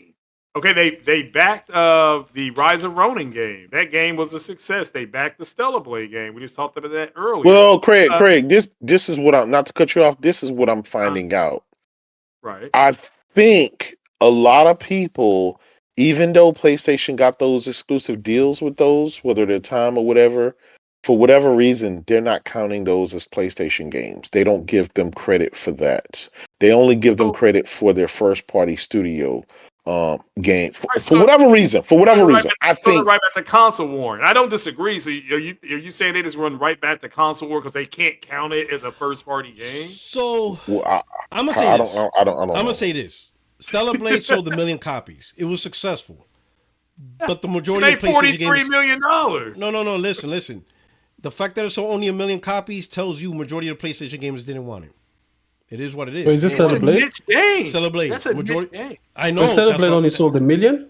About a little over. I don't know. More than that. A little over 1 million. No, that's crazy. It sold over a little over 1 million. More. It's not a 10 million selling game. It's like 1 million. Oh, I never said that. I didn't think 10 million. I thought maybe like 5. 5? No, not even close. It's over a little over. Oh wait, hold on.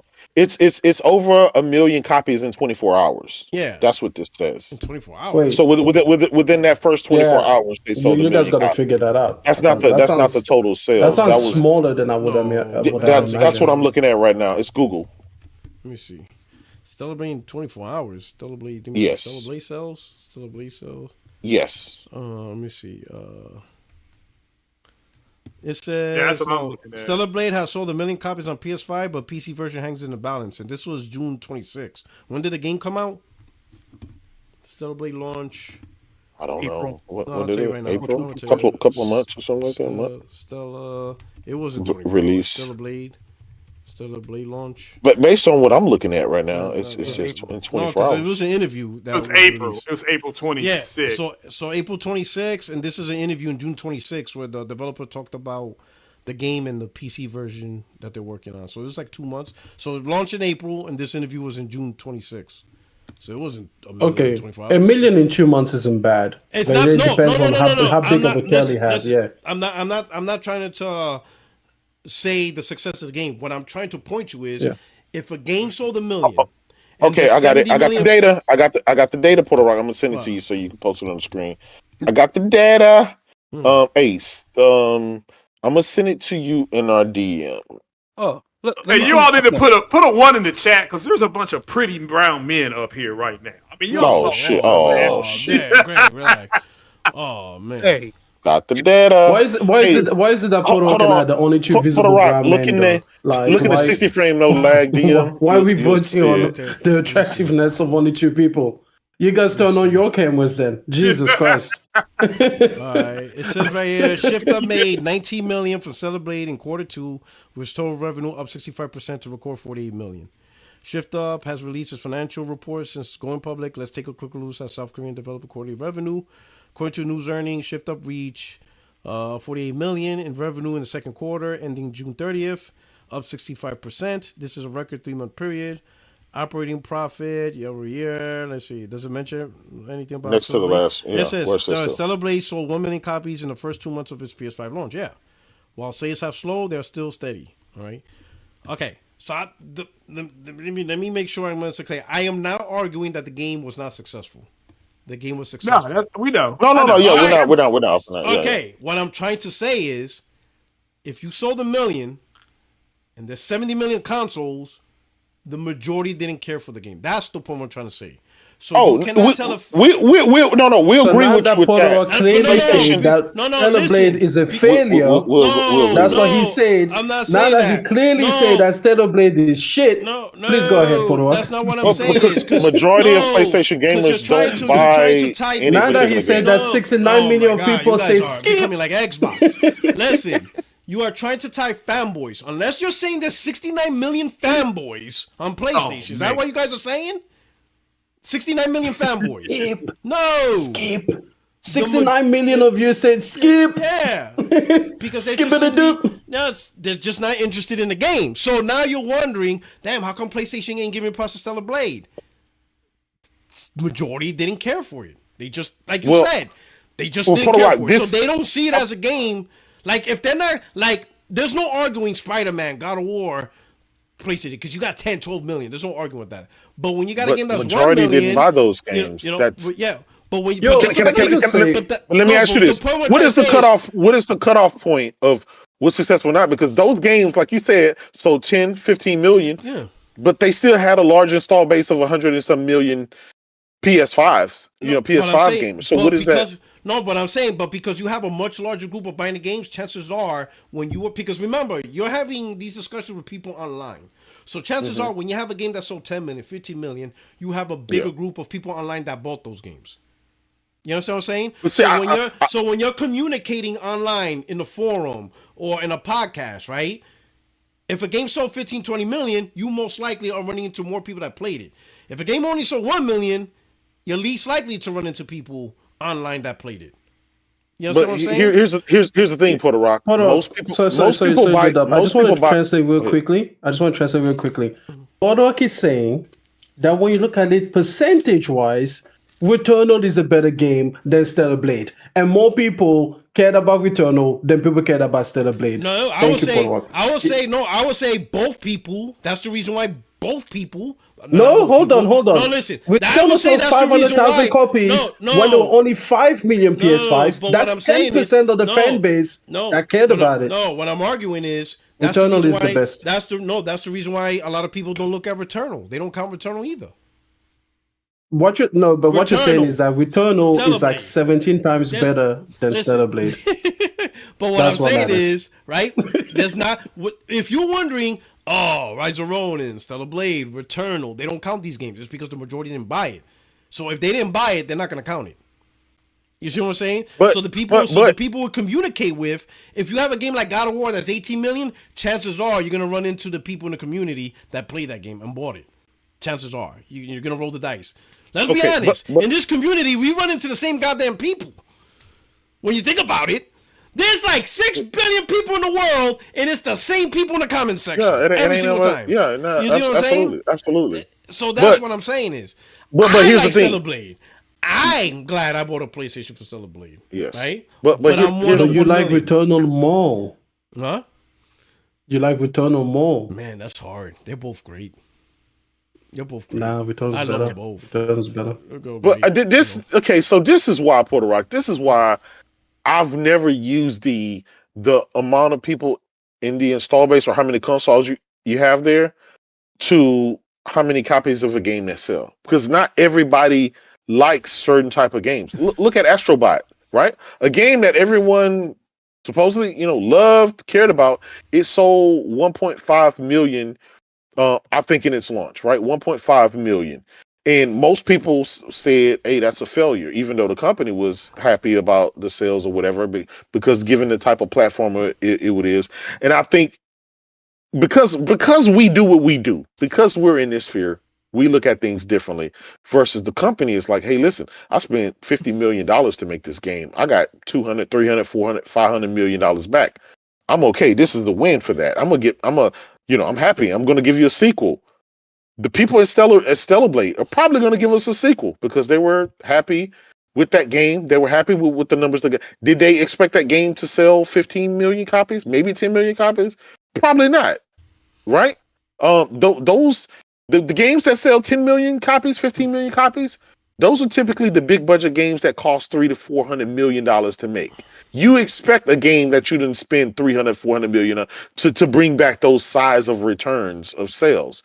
You don't invest $400 or $500 million in a game and expect it to sell 1 million copies. I think we have to look at it from that. No, so that perspective. You're talking a different metric. I'm not talking about the success of games. The success of the game is how much you spent versus how much you sold. So a game could sell 500,000 copies and be more successful than a game that sold 5 million. So I'm not talking about that. I was talking about why your point. Games people are interested in it. Yes, your point earlier is there are people who will not give credit to PlayStation because of a game like Stellar Blade or Rise of Ronin. Yes. I'm just explaining to you why. Okay. Because most of them didn't buy it.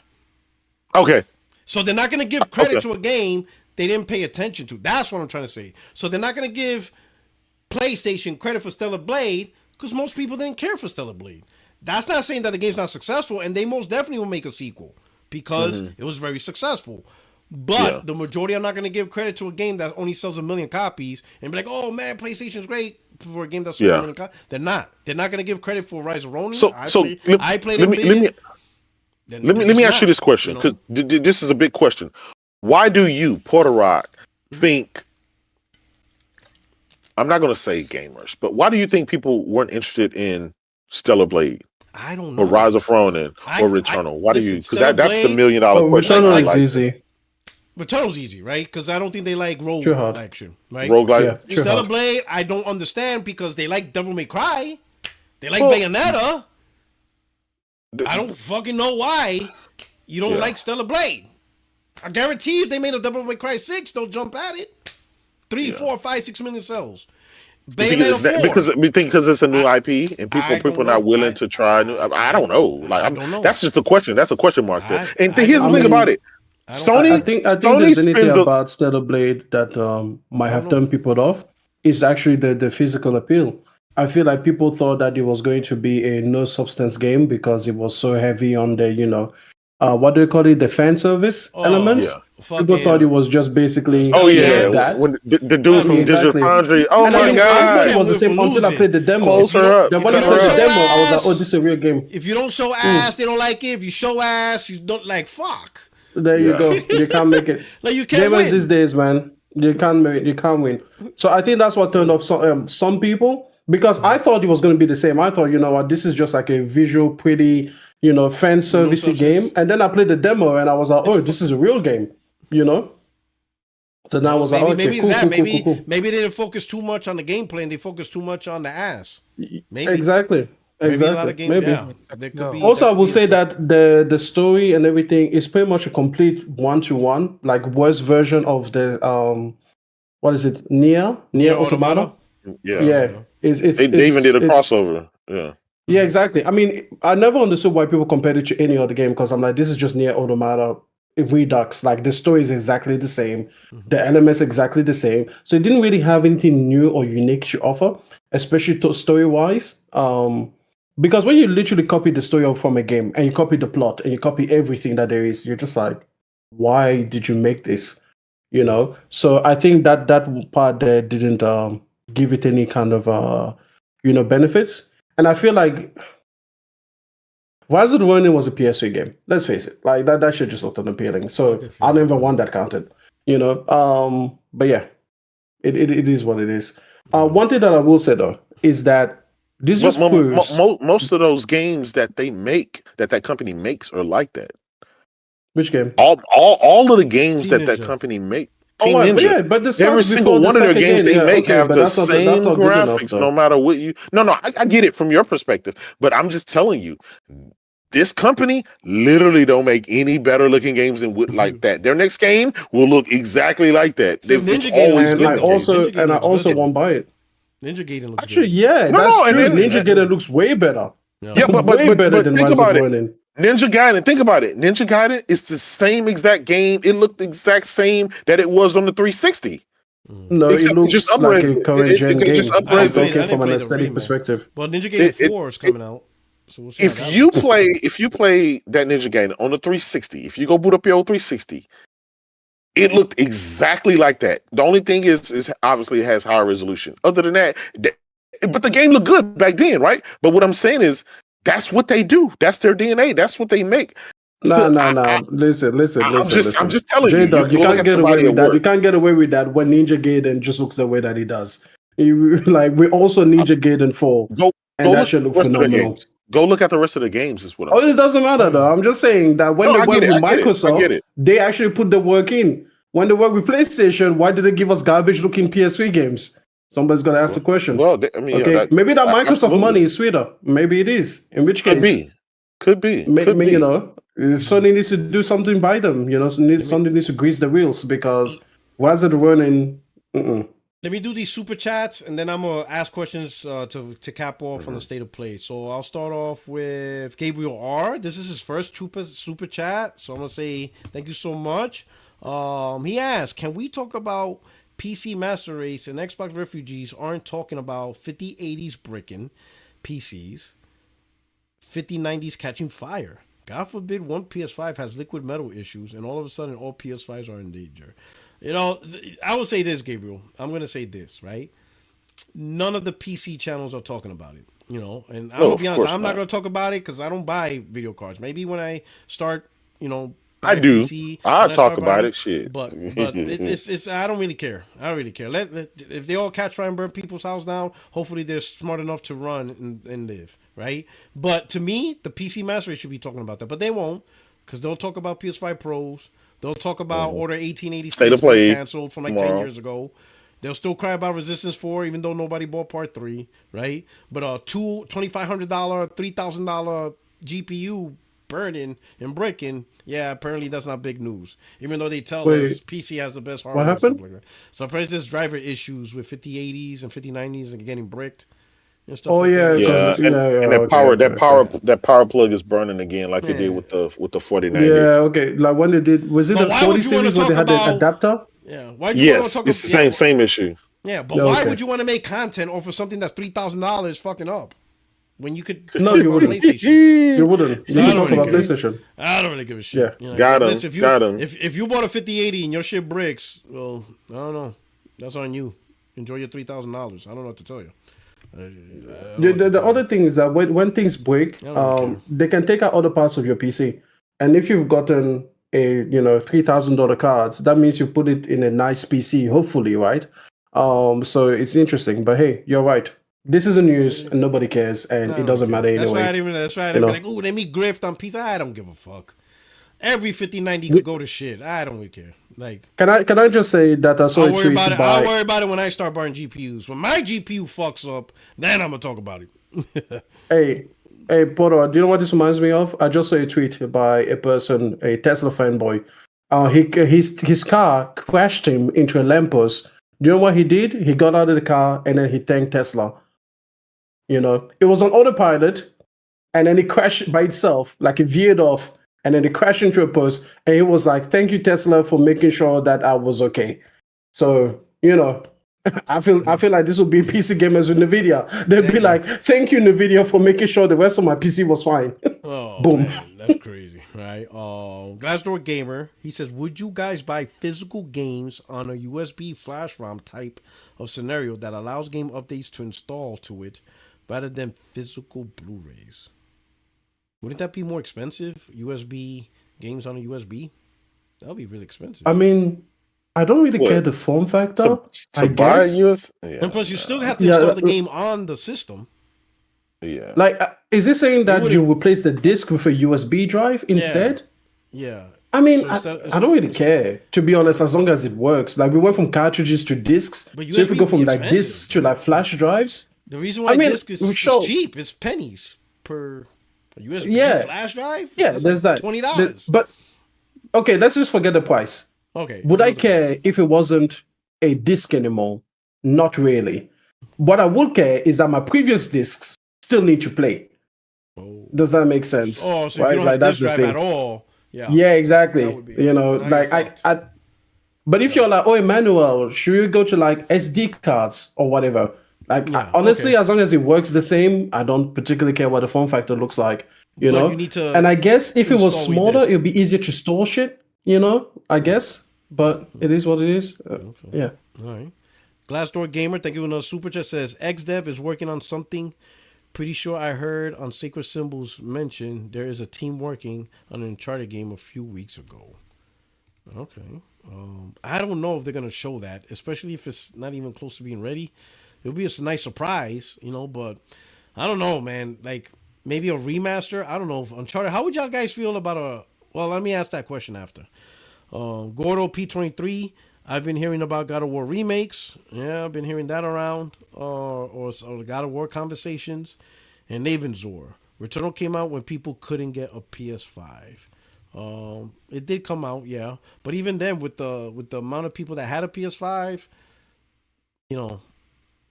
Can I just say that Returnal is on PlayStation Plus, and people are still not choosing it. They're still not even. Yeah. Exactly. So it's just like people. Hey, listen. You can't trust PlayStation gamers. They don't care for variety. Like J-Dub said earlier, they have a narrow corner of vision as to what they like to play, and anything that falls outside of that, in the periphery of that, is going to get left behind. Like, I have a wide aperture. Really, I'm limited. Like, the games I don't really care about is racing games. Pure puzzle games. I don't really care about pure puzzle games, right? And whatchamacallit, top down. I really enjoy top down games, like strategy games, top down, like Alien, Fire Team. I really don't care about shit like that. You know, that's about Do you it. play asymmetric games like Hades? Like Hades, nah, I don't really care about that. Because it's roguelike. You should play Hades though. It's really good. Like I don't really care about that, not much. You said so. There is a few things I'll skip, but for the most part, I have a very robust, palette of games. I'll play first person, third person, RPGs, action adventure, stealth, things like that. I'll play movie type games like Detroit Become Human and stuff like that. So I have a very wide palette of games and stuff. But do you know why you have the wide palette? Sports. Why? Because you used to be poor. Because you used to play whatever game either your cousins had or your parents bought you. Racing. And it's like you either play this or you play nothing. Except racing. Exactly. When my cousin brought Top Gear, I'm like, get the fuck out. You brought this shit. You got Zelda, and you bring Top Gear. Get the fuck out. You are not my family no more. We are not related. Listen. I'm the same.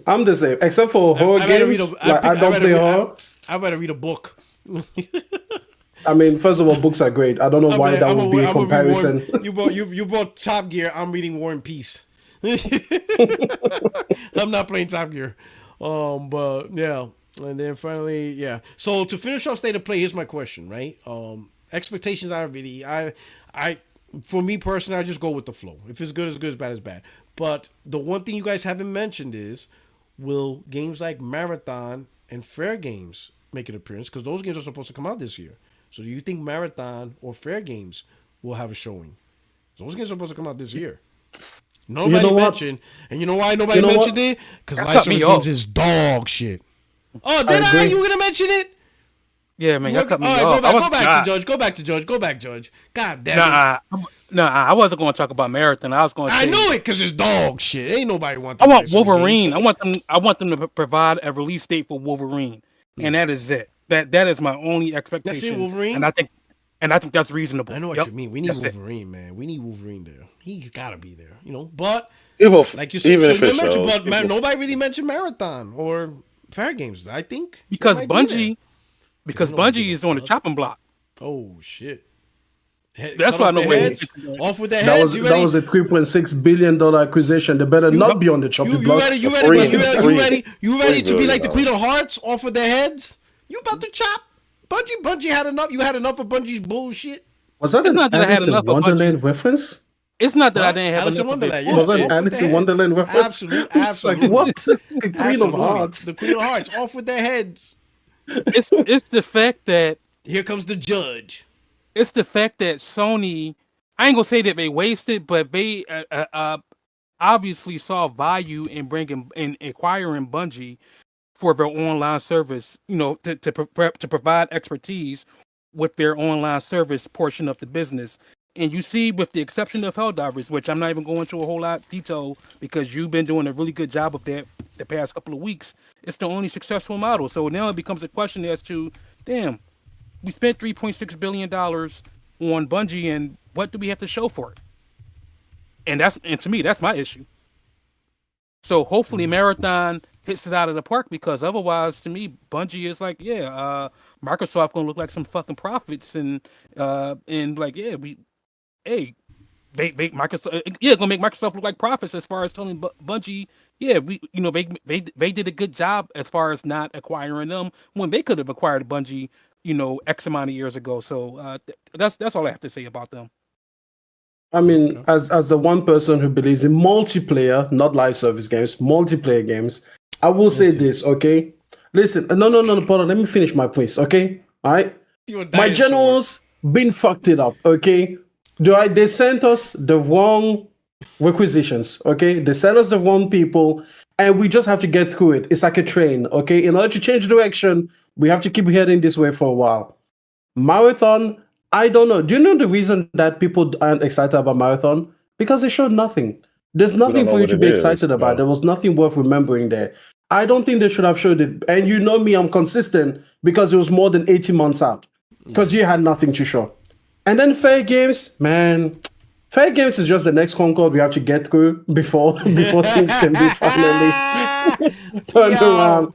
Hey, you know, I've always been against Fair Games. You can't have two. You can't have two back to back. Hey, listen. It's the next one. It's already done. Listen, it's already done. Send that shit out free to play. It's already done. Don't sell it. What did I tell you? Hey, hold on. What did I tell you? We are not fighting that battlefield. It is a lost cause. I told you this when Jada was still on my side. I told him we are not sending troops to that battlefield. It's a lost front. We are not going to win there. So you know what? Just get freaking fair games out the door, or better yet, cancel it. Cancel it, because otherwise, go straight to free to play. Hey, you know what? Even then, it's not going to help. You're going to have to refund the microtransactions. Let me tell you. Because this shit will be out for like a month. And then they're going to be like, damn, says you have to refund you took your money. You have to refund the dance moves? Listen. Man. We are not fighting on the fair games front. And by the way, I don't care if fair games comes out and it's like as massive as freaking Helldivers 2. I'm not going to go back. I don't believe in that project, okay? What they showed there was not worth believing in, okay? So then after those 2 games come out, hopefully the smart people took over the general's quarters over there, and we can finally get some good product out here for the people. Like I've always been saying, we don't need live service games. We just need good niche multiplayer titles. That's always been me. All right. So here's your problem. Right now it's 2025, right? And you're trying to use Roman soldiers to face off against United States Marines. Yeah, you're gonna get waxed. You gotta listen, multiplayer is dead. It's all about the live service. That's what you got. You can't bring back the age of the Roman Empire. You got to deal with what? Listen, you got to deal. I'm sorry. I just need 300. I just need 300 Spartan warriors. That's what I need. That's what I want. Yeah, but I just wonder because I see, and the reason why I bring that up because I know I pay attention to Twitter and everybody's mentioning everything but Marathon and fair games. Like very few people are saying, "Ooh, maybe we're gonna see something Marathon. Ooh, maybe something fair games." Nope, they either talking about God of War remake or new Project from XDev. Is Wolverine gonna be there, or more intergalactic? Or what about Ghost of Yotai? I'm looking. I don't see really anybody. I'm not saying they're not there, but from what I'm finding on my timeline, no one's really mentioning Marathon or the possibility of fair games, and I'm like, that is interesting. That even on this podcast, I was waiting for one of you to mention that. You guys didn't mention it. And I'm like, holy shit. They're not worth mentioning. Ain't nobody giving a fuck. It's because we just went through the whole debacle with a bunch of canceled live service games that we didn't know existed anyway. So why would you? Your spirits is broken. Oh man, I feel bad for you multiplayer guys. Listen, we need to. Y'all looking like giants. No. Let me ask you this. Yeah, the way you guys feel is the way I feel about my Giants. My spirit is broken. No. What if those games? Here's the thing. What if those games come out and they are like Helldivers and they do nice? Hopefully they're true. Hopefully. But I know. But then are we back at square one talking about? Okay, well, it's just I don't know. I'm gonna say it goes back to that window cone that I talked about. The vision. I'm gonna say this: Sony should have kept their live service strategy right sized. It should have not been the main chick. They should have been like, you know what? Let's have a good small amount, concentrated amount of titles. Work that for PS5. We'll see how it goes. And if it does good, I fully disagree with you. Accelerate for PlayStation 6. I fully disagree with you. I think they had the right idea. Yeah, I think they should have gone in hard. Do you know why? Because they had 3 generations to basically figure out single player. They had lots and lots and lots of experience. And now they were trying to do in 1 generation what took them 4 generations to achieve with the PlayStation 4. So it's like you have to go out really hard and you have to fail quickly and rapidly in order to do that. Now, here's the part I will agree. They should not have touched single player studios to be a part of that process. They should have been like, hey, we're going to buy all these other teams, and here's a bunch of money, and y'all go figure out what you need to figure out, and then come back and give us the results. They should not have sent the staple single player studios to do the same work. That part is true. But if they were going to only do 4 games, live service games in this generation, it would have taken them another 3 generations before they got good at it. So I do think they should have invested heavily. But listen, I just think they should have got new people, get new blood. You guys, we don't give a fuck about you. It's a bit like how Sony created PlayStation in the first place. They didn't give a fuck about PlayStation at first. They were like, yeah, y'all go do whatever that thing it is that you want to do. And then you just come and report back. Then when they came back with the PlayStation 2 and they're like, hey, we're important now, then they're like, okay, you're part of the family, you know? But they didn't send Sony TV engineers to the PlayStation team. They didn't send Sony audio engineers or Sony PC engineers to PlayStation when PlayStation was starting. They were like, y'all go do your thing. Here's some pocket change. Go figure it out. So I think they should have done the same. The mistake that they did is that they got Bluepoint involved, which I don't know why. They got Naughty Dog involved. They got, Sucker Punch involved. That's stupid. Those should have just stayed on their side. But that's just my issue.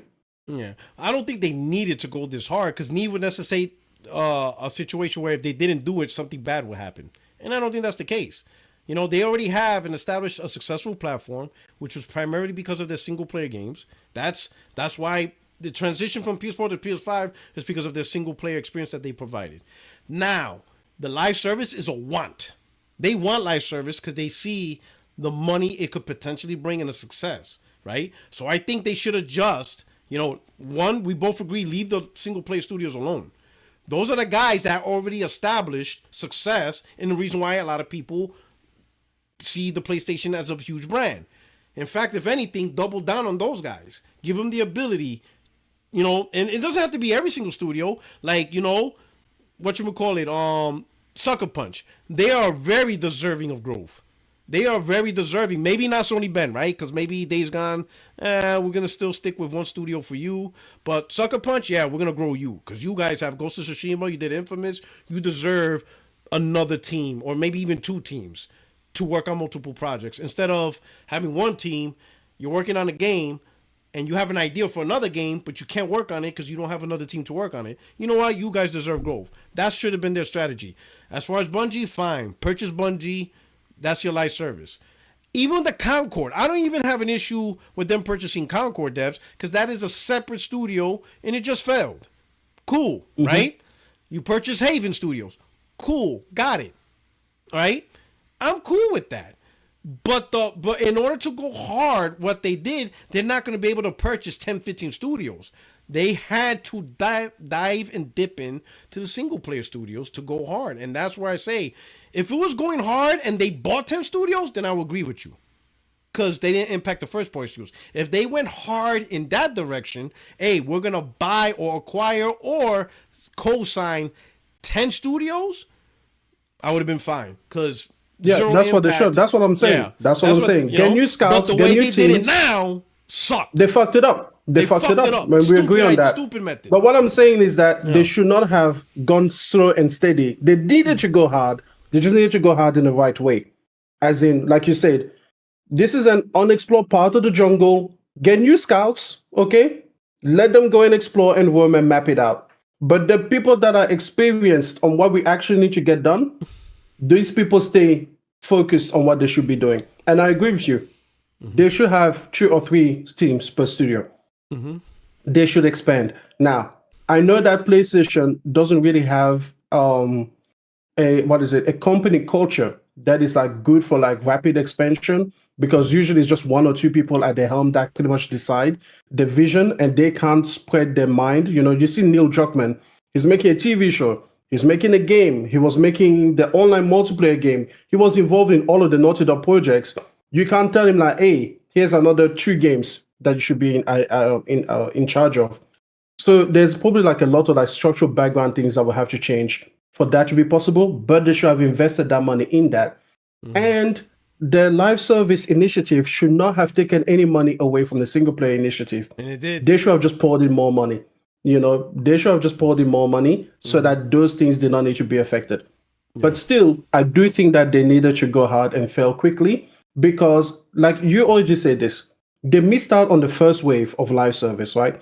All of those are PlayStation 4 gen titles. The Fortnites, the Apex Legends, so many of them, the Rocket Leagues, all of those are PlayStation 4 gen. So the first wave, even though it just came on PlayStation, it's technically a last gen game, right? Exactly. Yeah. So all of these things are like mid 2010s. That was the first wave of big live service. If you miss out on the second wave of live service games, you're done. You have to close that out forever. Like, so that's what I'm saying. They needed to go hard to be a part of the second wave. Because the second wave is the Helldivers and the Genshin Impacts and everything like that. Yeah.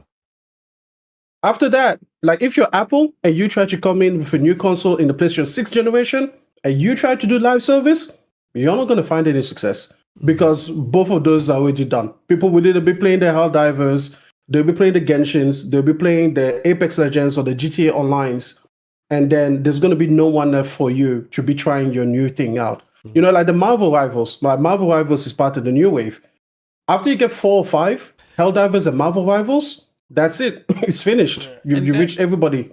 And that's where I think Sony, because they went so hard, they got blinded onto what they do good at, which is seek out third party as a partnership, even marketing, right? I think like Marvel Rivals, they should have saw that coming, and they should have been like, you know what, Marvel Rivals, oh man, that sounds great. You know what, let's have a marketing deal. Let's create Marvel Rivals custom consoles. They should be PS5 Marvel Rival custom, but they didn't do it. And that's one of their strengths, to see certain titles, right? But they're trying to move away from third party live service. Like, bro, that's your strength. Embrace it. Like, listen, I know internet podcasters, they're trying to be like, oh, Sony can't rely on third party. Like, bro, that's literally your point. Like, PlayStation is the dominant market console. That's what you do. You get people to play third party on your platform. Your primary business isn't first party. It's not. It never has. It never was. The primary money revenue was getting people to play third party on your console, but you use your first party and these exclusive deals to make people notice you on, why should I play all these games on you? Oh, you're the one with Spider-Man.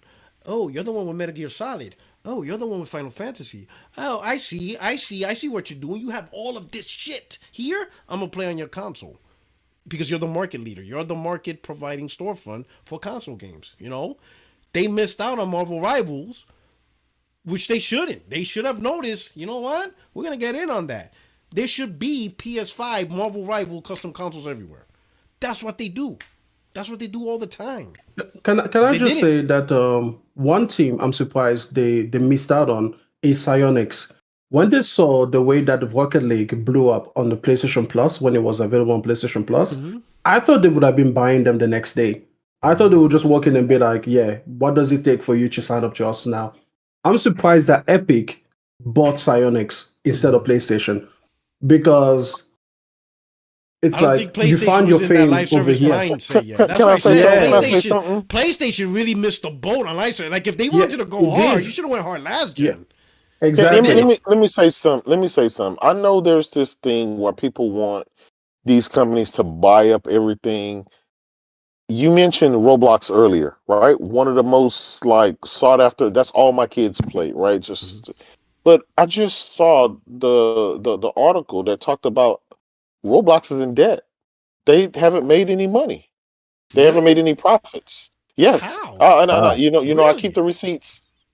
I had to look into it. I was like, but I realized, Porter Rock, it kind of makes sense. Think about it. My kids have been playing Roblox since they were little kids, right? Little, we're talking about like 3, 4 years old. They have yet to purchase anything, and I have yet to put my credit card to allow them to buy anything to Roblox. He said that Fortnite shit is enough. Goddamn Fortnite is enough. No more. So I get it. I asked myself, I said, if you got people like me, my kids, they play with their friends, and none of these kids buy anything. And so I'm assuming the bulk of the money is coming from the PC side, maybe the content creators, but there's not enough money being exactly. And so, but I thought that game was bigger than Minecraft, but apparently there's no money. There's not enough money being spent. And so I don't know. So maybe it's one of those things like, just because people appear to be successful and stuff like that doesn't necessarily mean you have to go out and buy them, because when you buy them, you take on their debt. You take on the operations, all the other stuff that goes with that. And if you're not in a position to be able to manage, Exactly. I get like Microsoft, right? They got all this money, but they don't know how to manage anything. And guess what? The shit goes down. So 98% of COD players and already left, and they're just basically the Warzone people, right? How do you stop that from happening unless you're a managed studio and that's what you do? So the goal is to make the most profits, the most revenue, and have little input to be put in. They've yet to come up with that solution. Call of Duty, as successful as it is, they spend 700. We found out last generation, right, on one of those Black Ops games, they spent over $700 million just to make the game. 700 million just to make that one game. I wasn't talking on that scale. Go I wasn't talking buying publishers or Activision. I was talking about buying Psyonix, which at the time was a very small team. You know. Yes. But yeah, it's fascinating that Roblox is in debt because I wouldn't have thought so. Apparently, $1.75 billion in debt. So that's a nice. You see what I'm saying? You see what I'm saying? That's the data. That's the data. It's crazy. I was shocked, and I bookmarked it. I was appalled. I was like, that can't be how. But I realized my kids have been playing this. Shit, my oldest son is 15. He's been playing it since he was, forever, right? And my younger ones, they 8, 11 years old. They've been playing it since they were kids. And guess what? They've never spent a dime of my money in Roblox at all. Let me read this. This is from Yahoo Finance. Is Roblox using too much debt? Warren Buffett famously said, volatility is far from synonymous with risk. So it might be obvious that you need to consider debt when you think about how risky any given stock is. But too much debt can sink a company.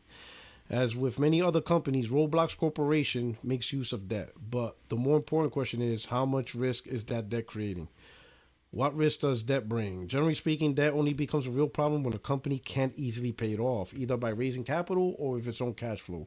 Ultimately, if the company can't fulfill its legal obligations to repay debt, shareholders could walk away with nothing. However, a more usual but still expensive situation is where a company must dilute shareholders at a cheap share price simply to get debt under control. By replacing dilution, though, debt can be an extremely good tool for businesses that need capital to invest in growth at high rates of return. The first thing to do when considering how much debt when a business uses is to look at its cash and debt together. What is Roblox net debt? The chart below, which you can click on for greater detail, shows that Roblox has $1.01 billion in debt in September 2024, about the same as the year before. However, it does have $2.32 billion in cash offsetting this, leading to net cash of $1.32 billion. How strong is Roblox balance sheet? We can see from the most recent balance sheet that Roblox had liabilities of $3.4 billion falling due within a year and liabilities of $3.07 billion due beyond that. On the other hand, it had cash of $2.3 billion and $401 million worth of receivables due within a year. So it has liabilities totaling $3.78 billion, more than its cash and near-term receivables combined. Given Roblox has a humongous market capitalization of $34 billion, it's hard to believe these liabilities pose much threat, but there are sufficient liabilities that we would certainly recommend shareholders continue to monitor the balance sheet going forward. Despite its noteworthy liabilities, Roblox boasts net cash, so it's fair to say it does not have a heavy debt load. But the balance sheet is clearly the area to focus on when you are analyzing debt, but ultimately the future profitability of the business will decide if Roblox can strengthen its balance sheet over time. So if you want to see what the professionals think, you might find this free report on Profess. There's a whole shit to it, but man, I have this thing right here. I thought Roblox was just caking and fucking Fortnite. They're active. I just read the article today. Roblox is part of an active investigation by the SEC. They're trying to figure out because their specific details of their finances remain elusive. So something is going on. But they have 1 billion daily active users. They're out here human trafficking. That's what they're doing. Exactly. Bro, listen. How is it you have 1 billion daily active users, but your finances is still not, and think about it. Because they don't spend money. They don't spend money on money.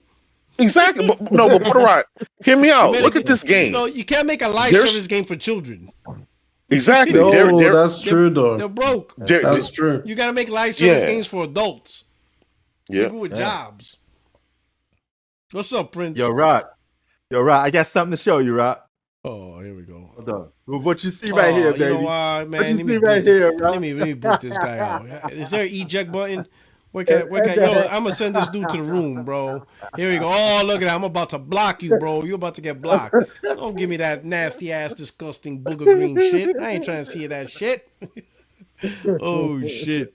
Yeah, he had to fuck it up, man. He just all right. That's it. End of the show. We shutting this shit down. Nah, I'm just playing. Hit the like button. Hit the like button if you hate the Eagles. I want to see how many people hate that team. All right. So okay. I guess we could finish the state of play topic, right? All right. Let's move on to the next one. Resistance 4 canceled. All right. So when I saw the interview with Tim Price, the question was, when Insomniac was still independent, so before 2018, was there a game that he pitched that didn't, what was the one that got away? And he mentioned Resistance 4, right? But a lot of grifting is over that game, making it seem like it was something that was canceled this gen, when in reality, it was just part of the early strategy with Insomniac. So they canceled Resistance 4, but as you saw from last gen, they got greenlit Spider-Man, Spider-Man 2, Miles Morales, Rift Apart, and Wolverine, and X-Men. So I'm like, one, Resistance 3 didn't sell well, so I could see why early in PS4 gen Sony wasn't interested, right? 2, they said, no, we don't want you to do this. We want you to do Spider-Man, Miles Morales, Spider-Man 2, Rift Apart, Wolverine. And because of the leak, we know they got the rights to X-Men, so they've been had the rights to that. So that's a lot of games and content. Then Insomniac was like, all right, we'll shift focus to that. And clearly that was the right choice. Resistance is not going to sell 18 million. Spider-Man 2018 outsold the entire Resistance franchise. So I don't understand how people are upset over a game they didn't buy to begin with. I don't understand. Like, I could maybe understand, like, of a decision this gen as part of their live service strategy. They said no to a live service Resistance, whatever, if it was this gen. But that was a decision before the acquisition, early into the career. And you can see they said no to Resistance 4, but they said yes to Spider-Man, Miles Morales, Spider-Man 2, X-Men, Wolverine, Rift Apart. So I don't understand how, like, oh, Sony failed us because they didn't give us Resistance 4. Motherfucker, they gave you games that we actually bought. Resistance flopped. Resistance 3 flopped. People always go crazy for nostalgia, and nostalgia rarely ever works. It rarely ever works for you to take an old game and bring it back out and it capture that success or that time frame that it did before. It just rarely ever works. And I know everybody asks for these games. Yeah, bring this game back, bring this game. I want this game. But it's like, you do that, like, only a handful of people will buy and support that game. I am a thorough believer in that nostalgia just does not work. And I will say, a lot of gamers out here are just frauds. They pay lip service to shit that they don't, because if you look at their gaming habits, all they fucking play is Madden and 2K and shit like that. They don't go out here and try other things. And so if you don't go out and try any other thing, why do you want these companies to keep wasting their time, wasting their money, investing in some shit that ultimately you're not going to play? And it is what it is, right? It's the truth. I'm not making this up. It's the truth. Well, didn't Sony say themselves they want new IP? So that's what they're trying to push. They want you to buy the Intergalactic and all that other stuff. So, well, yeah. Well, gamers ask for it. Where are the new games? I'm tired of those. But then you look at every week they're making a new fucking, pardon my French, Resident Evil. Everybody goes crazy for Resident Evil. Oh yeah, I can't wait for Resident Evil 9. I can't wait for this. And exactly, but they keep remaking the games and remastering the games, and it's okay but God forbid if a certain company do a remake or remaster, people lose their shit. Oh my God, I can't believe, I'm tired. I'm ready for new IP. But then they give you new IP, right? Like the Returnals we talked about, like the Rise and Ronin, like other things, and nobody blinks an eye. So that's why I said gamers inherently, you have that vision cone. We wonder why EA keep giving us Madden, we keep getting 2K, we keep getting all of this stuff, right? The same games is because Porter Rock, you pulled up that chart we had a couple episodes ago. Regardless of all the games Sony put out, regardless of what Microsoft put out, these are the top 20, top 10 played games. Up and down that list is nothing but these Madden 2Ks, Football Club, EA's Football Club, Fortnite, Apex Legends, all the same shit. And that's gamers. That's the bulk of gamers. So why do people keep asking for shit when this list is showing them all they play? And then they're wondering why the companies are trying to make these games like this. Then they wonder why Sony's out here trying to make 20 live service games. It's because the top 20 games are live service games. You're telling them, hey, listen, Sony, hey, Microsoft, this is what I want because this is all you play. Yeah, you may buy the God of War and the Spider-Man or whatever, but those are the niche. Those are the things you may or may not buy. Yeah, those are the outliers. That's in that vision cone. Everything outside that vision cone, people ignore. And so we keep saying, well, Sony hadn't provided any games. Xbox hadn't provided. No, they've provided games. It was just outside of your vision cone. You don't look for those other games. We had last year, we had Final Fantasy. Grand Blue Fantasy. We start off the year with Grand Blue Fantasy Relink. That was great. Great fucking game. Grand Blue but Fantasy nobody really fucking nobody. It's outside of that vision cone, right? Mm-hmm. We had Stellar Blade, which it's still shocking me that it's so that much. I thought it should at least hit 4 million, right? But outside that vision cone, the best graphics damn near this generation is in that game. The gameplay is fucking great. Guess what? Outside that vision cone. Then you have Rise of Ronin. Yeah, it didn't have the best graphics, but it's a traditional Team Ninja game, which everybody goes gaga for all the Team Ninja games, the Neos 1s and 2s, and and everybody else. Everybody goes gaga for them. But guess what? For some reason, people didn't fuck with that. And we can keep going on and on and on down that list. Returnal? Even a game like Returnal. We can say Astrobot. Even Astrobot. Astrobot. Right? Yeah. They're successful, but I'm not saying exactly, but I'm just saying. Guys, those are the biggest critics. People, my God! Sony closed Japan studios. Oh my God! We want those quirky games. But guess what, Puerto Rock? Exactly. They didn't buy any of those games. They didn't buy what's the fucking game with the lady that floats upside down? Gravity Rush. You know what I'm talking about. Gravity Rush. They didn't buy that 1 or 2, even though they're making a movie. They didn't buy that shit. And oh my God, I can't believe they closed them down. So Sony closed them down, consolidated, made Astrobot or whatever. Oh yeah. But guess what? Nobody. That's why I say inherently gamers are fraud. And I just now learned that about the vision cone. I just realized that. It's because no matter if you got 70 million, 100 million PlayStations out there, gamers typically only buy what's in their radar. Mm-hmm. And a lot of those they don't try anything outside the box. We ask for things, but we don't buy. We just don't. We rarely ever try anything outside the bubble. So I don't know, man. That's just go ahead. I got something to add to that. And then with the exception of Grand Blue Fantasy, that was out of all the games that you named, that was the only game that I did not buy specifically.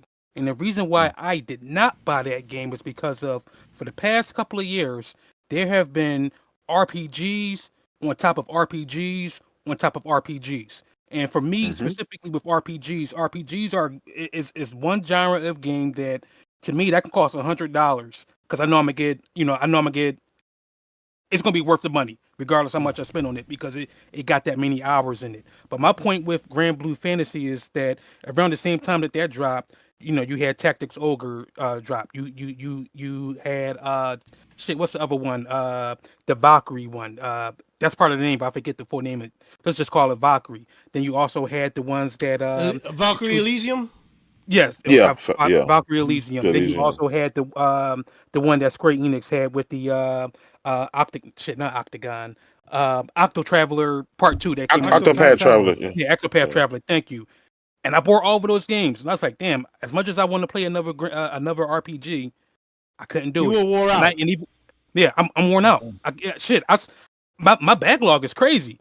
With RPGs, it's like, damn, I still didn't even buy them. But I get what you're saying. But to me, it is, for me personally, it's not that when I see games, because to me, Sony has always, as much as they always had their bangers, going back to the PlayStation 1, they also had their quirky games. Matter of fact, I would say, before Final Fantasy 7 came out back on the original PlayStation, to me, Sony was known more to me as a quirky, as a system that supported quirky games, and I always try to support that as much as possible. However, it's not Sony itself, excuse me, but anyway, when it comes down to the PlayStation, there could be a thing is for me. I'm overloaded. It's like, damn, I can't keep up with the amount of RPGs, specifically RPGs that come out, just because of it's a lot. Yeah. It's just too many. I still haven't played Strangers in Paradise. That's still I'm trying to catch up to. Yeah, it's a lot. Yeah, I didn't even feel like that with Souls-like games. I'm having that same problem with Souls-like games. Oh, yeah, I still have to play Lies of P. Yeah, I have to catch up to that. Yeah, it's there's a lot of games. There is, but like again, I think JW. But if you talk to people, they'll tell. If you talk to people, they'll say there's. I have a Y cone, so my cone is Y. So because of that, like I just finished Silent Hill 2. I don't know how many people played. Like how many people played Silent Hill 2? I don't know. Yeah, I have. Yeah, I have. And it's it's great. They did a great job with the remake. Yep. Love that. Beat it last night. Dude, So I bought that. It's great. I'm halfway through it. But obviously my Helldivers 2, I was over 300. What are you smiling? What are you 300 hours into that. What is Extreme? What are you smirking? Extreme. I am watching the tweeters. I am in the tweeters. That's why I am. Like this guy's smirking. Yeah. Let me do Gordo with the super. First I'll do Glassdoor Gaming. Glassdoor Gamer says Bungie should do a COD like with Halo's engine. Well, Halo's engine now is Unreal Engine 5. I don't know. That old shit is done. So I don't know. I don't think COD like will cut it. I think right now for live service game, you got to be unique. I think it's the uniqueness, like off the wall, something out of the box. I think carbon copies. I mean, Marvel Rivals. People say, "Oh, people tired of hero shooters. Look at Marvel Rivals." I'm like, they slapped Marvel on Overwatch. And it worked. Like, yeah, but Marvel Rivals got the collection of the greatest superheroes on the planet. So okay, while fucking Concord got fat lesbians. Like, I don't fucking know. Like, I don't know. Maybe we should show more titties and ass. I guess I don't fucking know. But Marvel Rivals, you literally have every superhero just beating the shit out of each other. Like, I'm surprised they didn't think of that last gen, to be honest. I'm honestly surprised that Marvel Rivals is as successful as it is. I don't think gameplay wise is that good. No, I think it's just I don't really like the gameplay. You got the collection of the best. It's Marvel, so people just gonna jump at that. It's the superheroes. If that game did not have Marvel characters, what would it be? Yeah, that's true. It'd be Concord. Yeah, it would be Concord. That thing, like, everybody's excited on playing Marvel characters, right? So it has that good touch. But J-Dub, I think I heard you talking about Stellar Blade. I think the second time around, Stellar Blade going to do more better because the cult is building up. Sometimes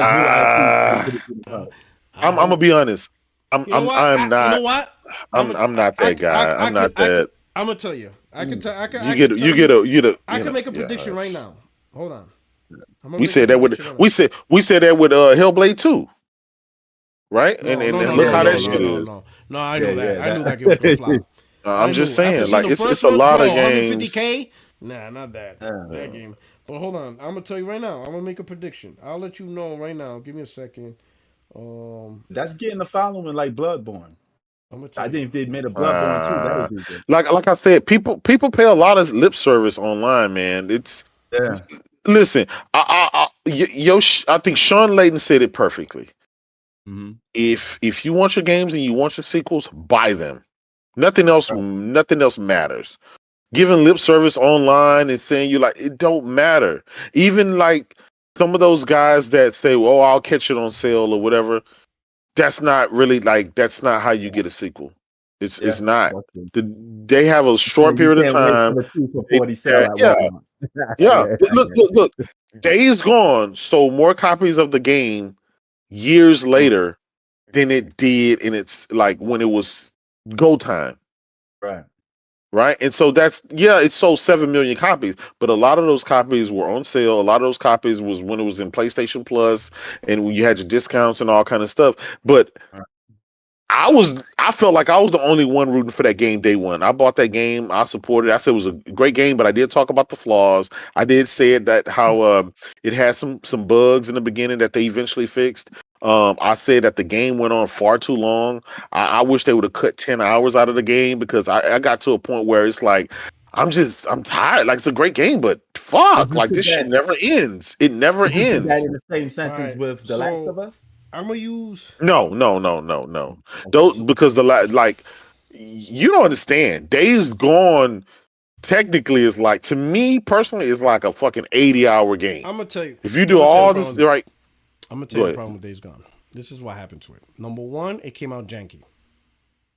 Mm-hmm. That motherfucker got like updates every 3 hours. Yes. Like 3 weeks. So I never seen so many updates. Yo, after I saw like whatever, I just stopped. I'm like, you know what? I'm gonna just let them do the updates. And for like a good 3 weeks, they just kept adding updates after updates. So the game was jank. It did not come out. They should have delayed the game for 2-3 months.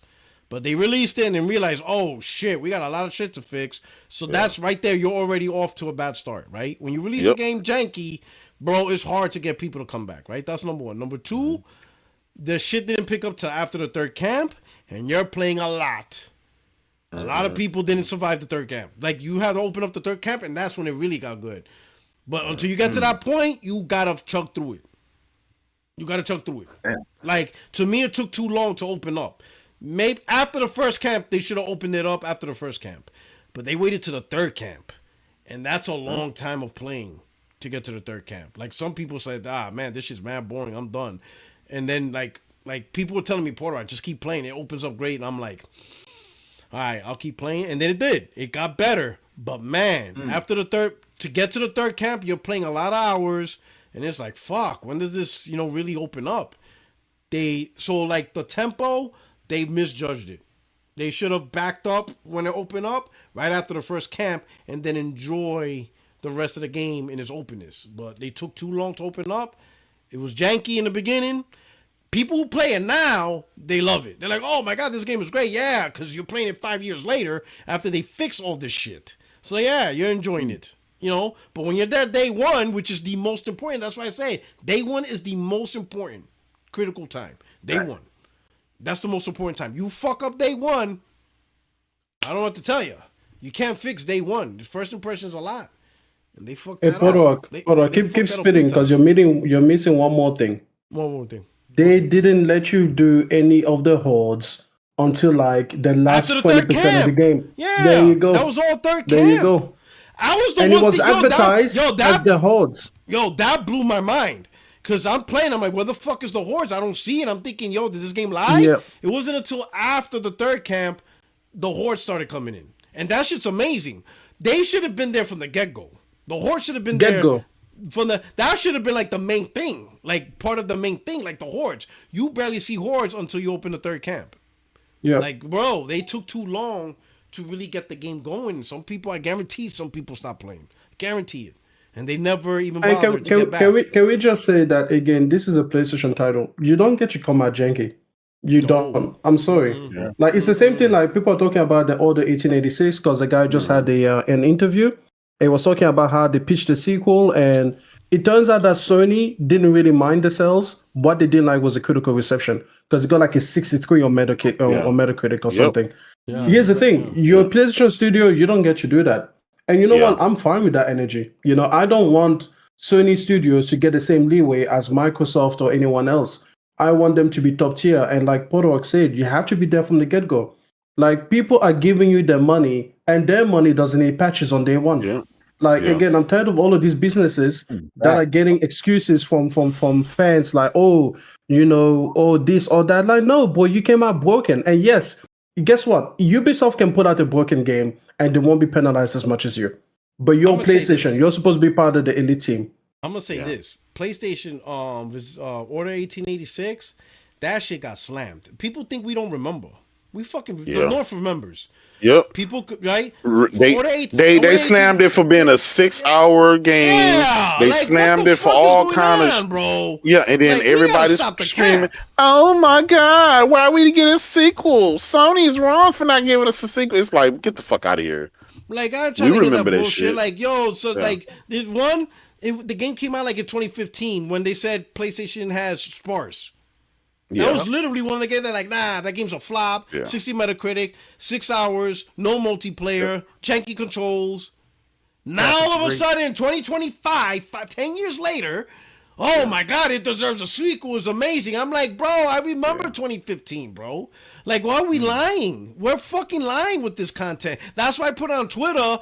In 10 years, people are gonna be begging for a Concord 2. Yo, facts. In 10 years, how come Sony's not greenlighting a Concord 2 sequel? Like, get the fuck out of here. I remember Origin 86. People complained that it was a 4 to 5 hour straight single player, no multiplayer. Yeah. A Metacritic flop. Get out of here. I remember that shit. So now all of a sudden it deserves a sequel? According to who? Everybody trashed it. And it was 2015 when everybody was saying PS4 has no games.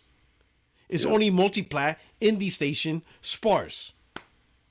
Alex Battaglia is asking for Get out of here with that bullshit with Order 8000. I'm like, now we're crying over only asking for it because now we're going to be like, graphics. Sony failed us. We don't got an Order 1886 sequel. Get the fuck out of here. I remember that bullshit. Stop lying. That narrative of PlayStation don't have games, that was last gen too? Yeah, sparse. Yeah. Bro, I remember that. I remember that shit talking. Like, just type PlayStation PS4 sparse. You will see all the shit talking. Like PS4 sparse. Content. Go to YouTube. PlayStation PS4 sparse. You probably still see the videos of people making that up. No first party. And that's including Order 1886 was out, but the low Metacritic, 60 Metacritic, right? Didn't have multiplayer. It was a third-person shooter that was only 4 hours, very little substance. Sure, it could have been something, but they didn't. But the could have should have been there. They should have done what could have for that game, but they didn't do it. And now 10 years later, how come we didn't get a sequel? I don't know. How many sequels do you get from 68 rated Metacritic games that everybody bashed for only being 4 hours? I don't know. Remember Rise on the Rome? Oh my god. You know what I'm saying? But I was like, I'm seeing that people being outraged over a lack of Order 1886 sequel. What? Yeah, bugging. People are acting stupid now. People are just, and if that's why I said in 10 years, people are gonna cry, man, how come we don't got a Concord 2 sequel? Watch. That's the same logic. Come on, man. We gotta stop with the bullshit on this one. Right? Let me read the article. So this is Resistance 3. This is from an article in 2011. It's titled Resistance 3 sells well down on R2. FPS sequel moves 180K in the US. PlayStation 3 FPS sequel Resistance 3 sold 180,000 units during its first month on sale in the US. NPD analyst Anita Frazier has told Eurogamer. I used to love the old NPD because they used to actually give actual game sales numbers. The old NPD, like they literally told you how much a game sold specifically. That's a significant drop-off compared to Resistance 2's 385,000 first month total back in November 2008. Resistance 2 went on to sell around 3 million copies worldwide. Resistance 3, which picked up a healthy 810 from Eurogamer on release, debuted at number 4 in the UK charts last month, behind Dead Island and Warhammer 40K Space Marine. As revealed in yesterday's September MPT report, it entered US monthly chart number at 7, behind Deus Ex and Dead Island and Gears of War 3. So hold on. Let me see if I could get that. Let me see if I could get that thing. All right. So this was. Let me show you. Let me put it on the screen. So this was the top 10 games of MPD in 2011. Number 1 was Madden. Madden NFL 12. 360, PS3, Wii, PS2, PSP. Number 2 was Gears of War 3, so that was number 2. Number 3 was Dead Island. Number 4 was FIFA Soccer. Number 5 was NHL 12. Number 6 was Deus Ex. Then number 7, Resistance 3. Then Lego Star Wars, Call of Duty Black Ops, and Warhammer. 180K. Who the fuck calls it FIFA Soccer? America, baby. Listen. Hold on. That's never been the title. It's always been FIFA, the number. Let me tell you something. Why did they add soccer in there? Let me tell you something. We're America. We're gonna rename football to soccer. Did you see? Go to Google Maps. It didn't say FIFA Maps. Football 12. It just said FIFA 12. Go to Google Maps. It's Golf of America now. Don't fuck with us. Extreme. You're gonna be the 52nd state. Keep playing with us. You will be the 50, and we're gonna take away your free healthcare. You will pay like the rest of us. You will be overcharged and in debt like the rest of us. America. We're gonna free you of socialism. You don't need free healthcare or reduced cost healthcare. You need to be, a patriot of capitalism. Put your house up for sale to get your teeth fixed. America. Nice. I like that. I like that. We will bring freedom to you. All right. All right. Next topic. All right. I was waiting for this one. Yeah, me too. So, the next topic. So apparently, we had people dedicated to the cause. And by people, Xbox influencers, YouTubers, socialites, people deep in the roots of Xbox. They had a Discord server, and they literally spent the last couple of years planning to advance Xbox agenda and to take any little bad news of PlayStation and try to make it go viral. Wait, they had a war room? Yes, they had a Discord group. Yeah. Then they would literally get together to plan out smear campaigns. Like, you ever wondered how that liquid metal shit from France just blew up? They created that. I was bugging because I'm talking to everybody. Yo, who in PlayStation got a PS5 at launch and this went through? And nobody. Everybody's like, my shit's was standing up the whole time before I got the Pro. So I'm asking, who here actually has a PS5 that went through that liquid metal issue because they stand it up? And everybody's like, my shit's been standing up since day one. Nobody had it. And I'm like, how the fuck this became newsworthy? How did articles write on this shit? Like, how did it get so viral? And nobody is rogering up saying, hey, that's me. My shit. Nobody was saying me, bro. I had to turn my shit in because of that. Nobody. And they tried to tie it to this one little tiny store in France that had one PlayStation that claimed to see this issue. And that blew up. And I don't know how that shit spread like wildfire. And then another thing. You ever notice how, like, when there's like a positive Xbox or a negative Sony, everyone is like rank and file at the same time. Everybody's all on the media outlets. I'm like, everybody's on this shit quick. It's like a playbook. I'm like, how the fuck is this shit trending so fast every single time? Like the liquid metal, right? Power supply. Remember the USB burning back? Oh, yep. That shit spread fast. And listen, I was like, this shit is spreading fast. And I'm like, who's it's going through the variable clocks. Yep. Everybody's like, I don't know, I ain't going through this. Like, whose USB is burning out? All the actual PS5 owners are like, I don't know. Must be that guy. Hey, that guy's happening to you. It ain't me. Maybe it's him or her. Like, I'm like, all this shit. Fucking all the full RDNA 2.0. That shit spread mad quick. Yep. Little Timmy and Xbox Series S. Like, it was insane how viral a lot of shit got. And these motherfuckers literally joined together in a Discord and literally planned this out. Creating content, podcasts, saying exactly certain verbiages, and that shit is how crazy is this? Picture this. How crazy is that these guys did free labor to prop up Xbox and to smear PS5, all the while the marketing team that is actually getting paid by Microsoft, they're coming up with strategies on putting games on PlayStation. Yep. So the guy's getting paid, they're talking PlayStation, and the guy's doing free labor. They're trying to smear PlayStation. That shit, like, I just thought about that. How crazy is it? Y'all did free labor for 3-4 years to try to grassroots success for Xbox and try to downplay and smear PlayStation. Meanwhile, the people who are making 6 figures, maybe even 7, they're sitting at the table strategizing around PlayStation. That shit is fucked up.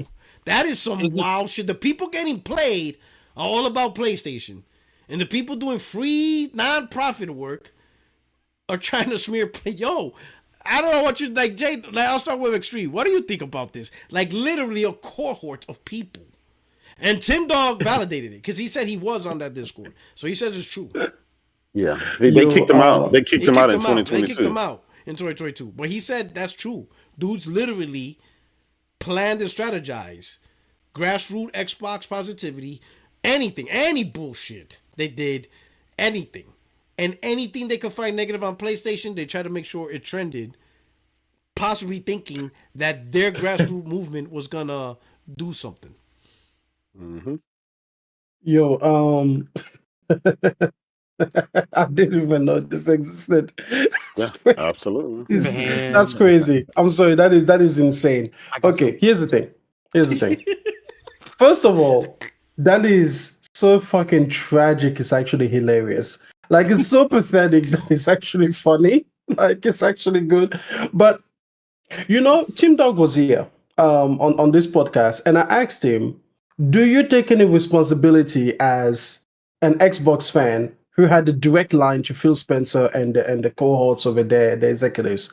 And he said no, he absolved himself of any benefit. And I insisted. I was like, man, because you and your cohort at the, on the Xbox commentary front, you guys just seem to always fall in line. And I feel like since Phil Spencer actually does listen to you guys, clearly he's influenceable. Maybe if you had, kind of kept I don't know, kept hitting that hammer, maybe it would have made a change. But now you're telling me that I was right, that there was indeed a cohort of people that if they had coordinated, things might have gone a different way. They were like a joint chiefs of staff. Yo, that's crazy. Like 5 generals on the table. I can't believe they had a war room for this. If you had a cohort, why didn't you use that to tell Microsoft was fucking up? That's exactly what I'm talking about. Yeah, because it just always seemed to me, like you said, it always seemed to me weird that these people were always like dominoes, one after the other, very quickly getting on the same message and just spouting whatever Microsoft was saying. And I was like, wait, but like Herman Holtz doesn't listen to us. They just denied what's on PlayStation from going to PAX. They were like, fuck yo. Nah, come on, man. Why you do that, man? That shit hurt. Yo, hey, listen. PlayStation doesn't give a fuck about us. The way that Persona, you keep following that paperwork. You're going to get in. There you go. Hey, I agree. I can understand they tell me no. They'd be like, fuck no. You could curse at everybody? Get the fuck out of here. But Jay Barry, listen. Don't be disheartened. Jay Barry and Persona definitely deserve to be able to get there. But the point is that PlayStation doesn't give a fuck about us. But the point is, Xbox does. So if they had the war room, if they had the general's commander's tent, that they could have been there, they could have made change. Listen, man, It's funny, but what a waste of potential. What a waste of potential to actually literally have the ear of the executive and then just fall in line instead of pushing back. Yo, that's funny. It blows my mind. Hey, Judge, were you going to say something? Yes, I have a lot to say because what y'all are talking about, y'all are talking about it from a smaller podcast perspective. The part that I know about goes through reputable journalists. Like Alex Battaglia of Digital Foundry is entangled in this shit. Really? And this was Windows Central, JS Gordon. I want to say IGN too. IGN, Clobro. We know. Listen, Ryan McCaffrey, all of them. Oh, this is listen. Conspiracy. I'm not gonna name names to be messy. Government conspiracy.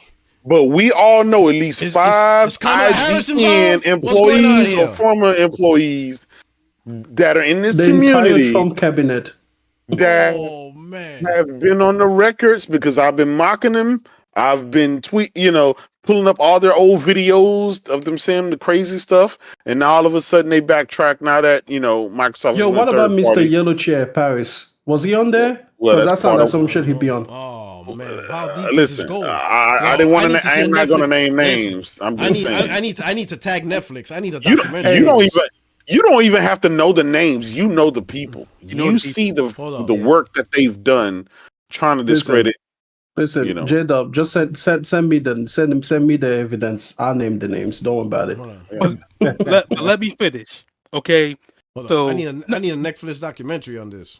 Yes, this to me this is crazy, and this is some conspiracy crazy bullshit. And this goes back to 2 points that I said a while ago. And I'm not going to pat myself on the back because I'm not saying anything different than what any one of us ever said that within the past couple of years or whatever.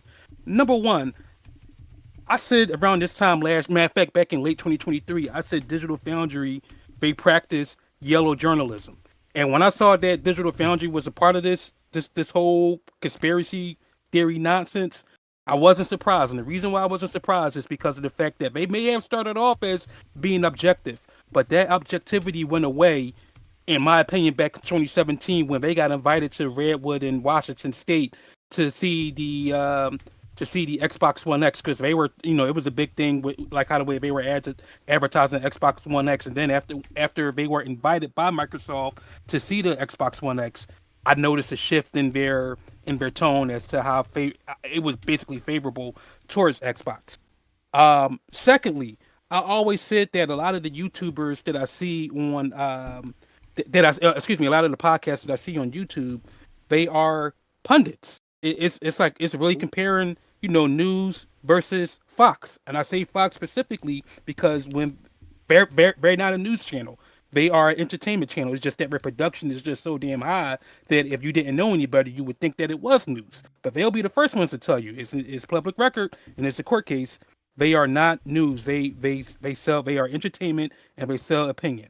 I see all of that because all this whole thing, like for the past several years, it has been a whole, for lack of a better term, there has been a bunch of confusion as to what we know. And what I mean by that, what we know, I'm gonna use my duck theory. If it look like a duck, it sound like a duck, and it act like a duck, fucking duck. I say that to say that we all saw the picture of the train wreck that was the Xbox. We saw how poor it was doing. We saw a lot of the policies that they were implementing was not good, and even and the amount of the amount of games that they were having, with the exception of buying out Bethesda or buying out ABK, it was really sparse. It wasn't good. And it's like, and to me, in my opinion, I'm not going to speak for anybody, but specifically for me, the whole purpose of me buying a gaming console is for games. And if I'm buying a gaming console and they don't have enough games, let alone, everybody has a grace period, but it's just time and time and time again, there's seriously something wrong. But the fact that you had well-known gaming outlets that was a part of this conspiracy, to me, that took it somewhere else. Because then once I saw that, it just made sense. And this will be my last point on this, because I don't want to go in circles. It really makes me miss the days going back to the 90s, late 90s, or even, matter of fact, just the 90s as a whole, of Electronic Gaming Monthly and GamePro. Whereas when gaming journalists were truly gaming journalists, they were objective. If something was good, they'll tell you something was good. If something was bad, they'll tell you something was bad. To me, all of this is really reminiscent of payola with the radio DJs. And that's what I gotta say on it, man. Because I want to follow this, because when I heard all of this earlier today, it was like, yo, what in the Alex Jones bullshit is going on today? And that's it for me. No, we can just. I didn't say PS5 didn't say have enough. Oh, maybe that wasn't for me. Excuse me. I'm gonna leave that alone. Yo, J-Dub, it's your turn, bro. Yes. What do you think? Yeah. All right. Listen, this shouldn't shock anybody back here. This shouldn't shock anybody who's seen it. We know these dudes. We know the free work that they put on. We've seen what they say, how they try to discredit any and everything. From overheat gate to liquid metal leaking gate to burning PlayStations from the outside and claiming that it's burnt. We've been there. We've done that. We've seen this shit, right? You couldn't change your drive. The SSD, remember? Oh my god. Yeah, that one. Yeah. You gotta be an engineer. You gotta have an engineering degree. People couldn't put the base on because you needed a screwdriver to pull on the base to the console. Look, even as recently as the PS5 Pro. Oh my god, it's $800, it's $900, and it's $1,200 because you gotta buy the stand, you gotta buy this, all of this shit, right? All that where these same people went out of their way and try to put together a $700 PC and tell you that going that PC route is better than that PS5. We've seen it. Right, we've seen it, and the people who are included, including some of the companies, right, some of the supposed to be reputable companies. I ain't gonna say the names right now, but these dudes are included in that, and it shouldn't shock you at some of the stuff that they've done, some of the stuff that they've said. And I find it ironic. This news come out today, and all of a sudden they're gonna do. We went back and we're gonna pick an old game from 2 years ago, and we want to do analysis on it on the PS5 Pro, and show you how it's just they could have did better. Like, come on, what the fuck? Like, this shit is not surprised. I've been saying this shit. Everybody's been saying this shit. It's just until you see it and it's exposed. This is how I know that you're a professional. The way that you didn't mention Digital Foundry or Windows Central like that by name, those specifically those two outlets, the way you didn't mention them, that was just so professional of you. I just want to say that the way that Digital Foundry and Windows Central were definitely involved in this, but you didn't mention their names. That was professional. I mean, that's a consumer professional that didn't mention Digital Foundry or Windows Central. It's such a professional that didn't mention Digital Foundry or Windows Central. Did you know that? Man. Because if he wasn't a professional, he would have mentioned Digital Foundry and Windows Central. That's crazy. That's crazy. Probably IGN too, but you couldn't mention that. Yeah, and so here's the thing, right? Fanboy stuff aside, out of everything that has happened last generation and this generation, out of all the slander that PlayStation has taken, out of all of the it's weak sauce, it doesn't have this, doesn't have that, out of all of that stuff, PlayStation still was able to stomp the dog shit out of Xbox into submission. That tells you, and here's the thing, I'll tell everybody, there's not really PlayStation podcasts out there. There's podcasts that talk about PlayStation, but there's not PlayStation podcasts.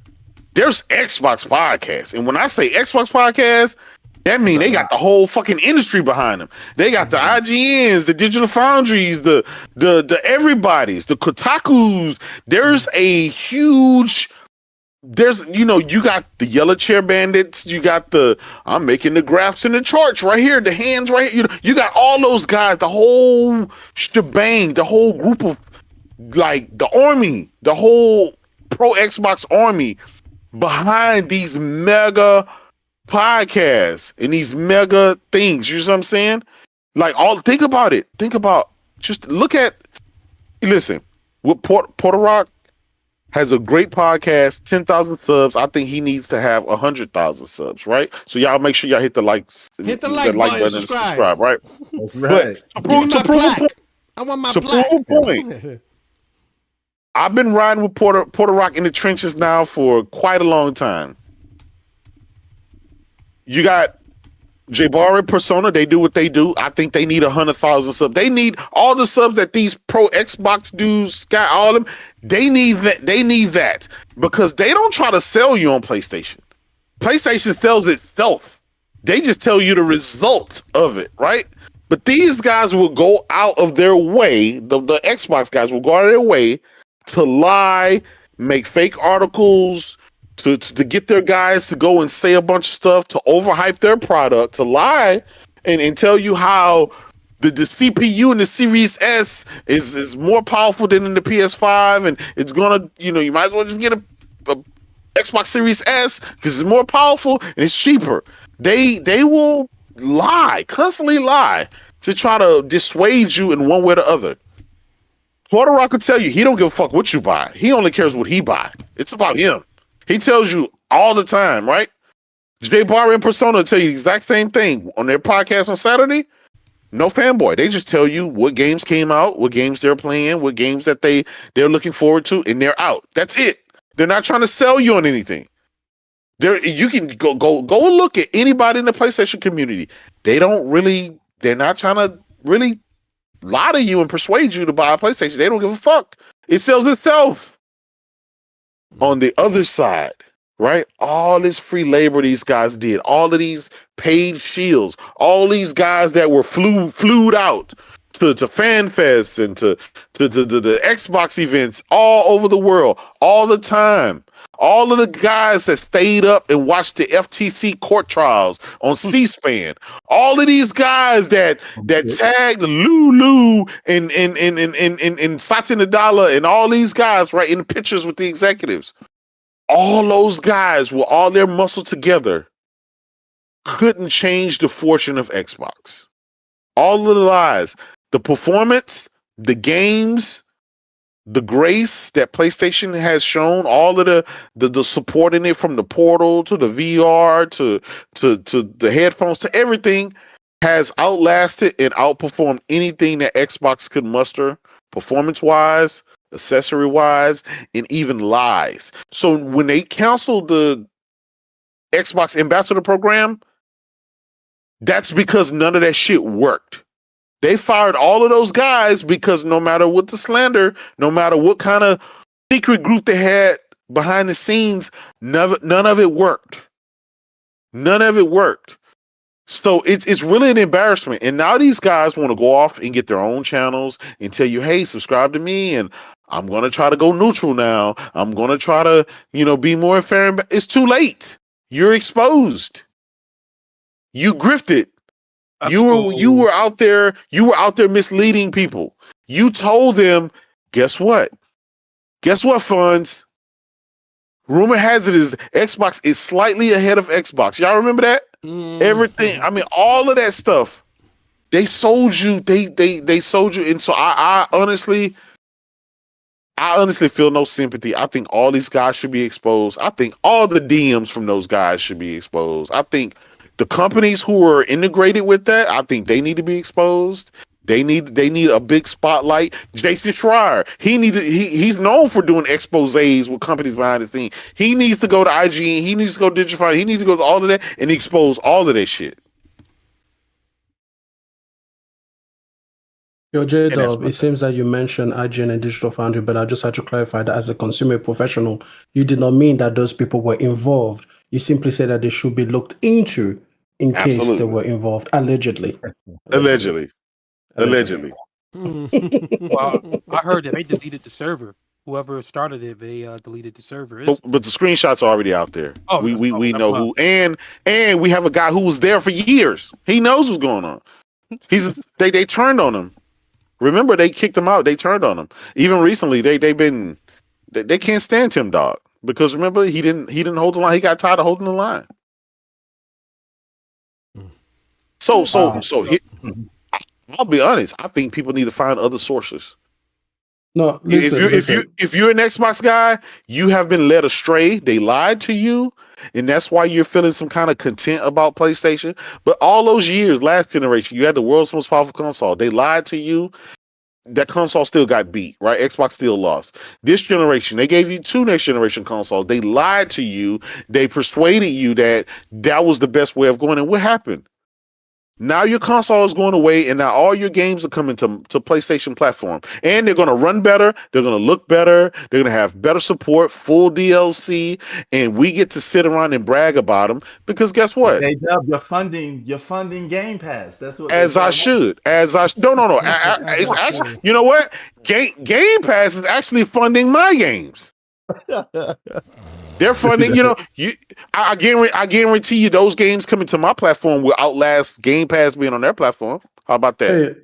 Hey, can we just be honest? Listen, Microsoft is not third party.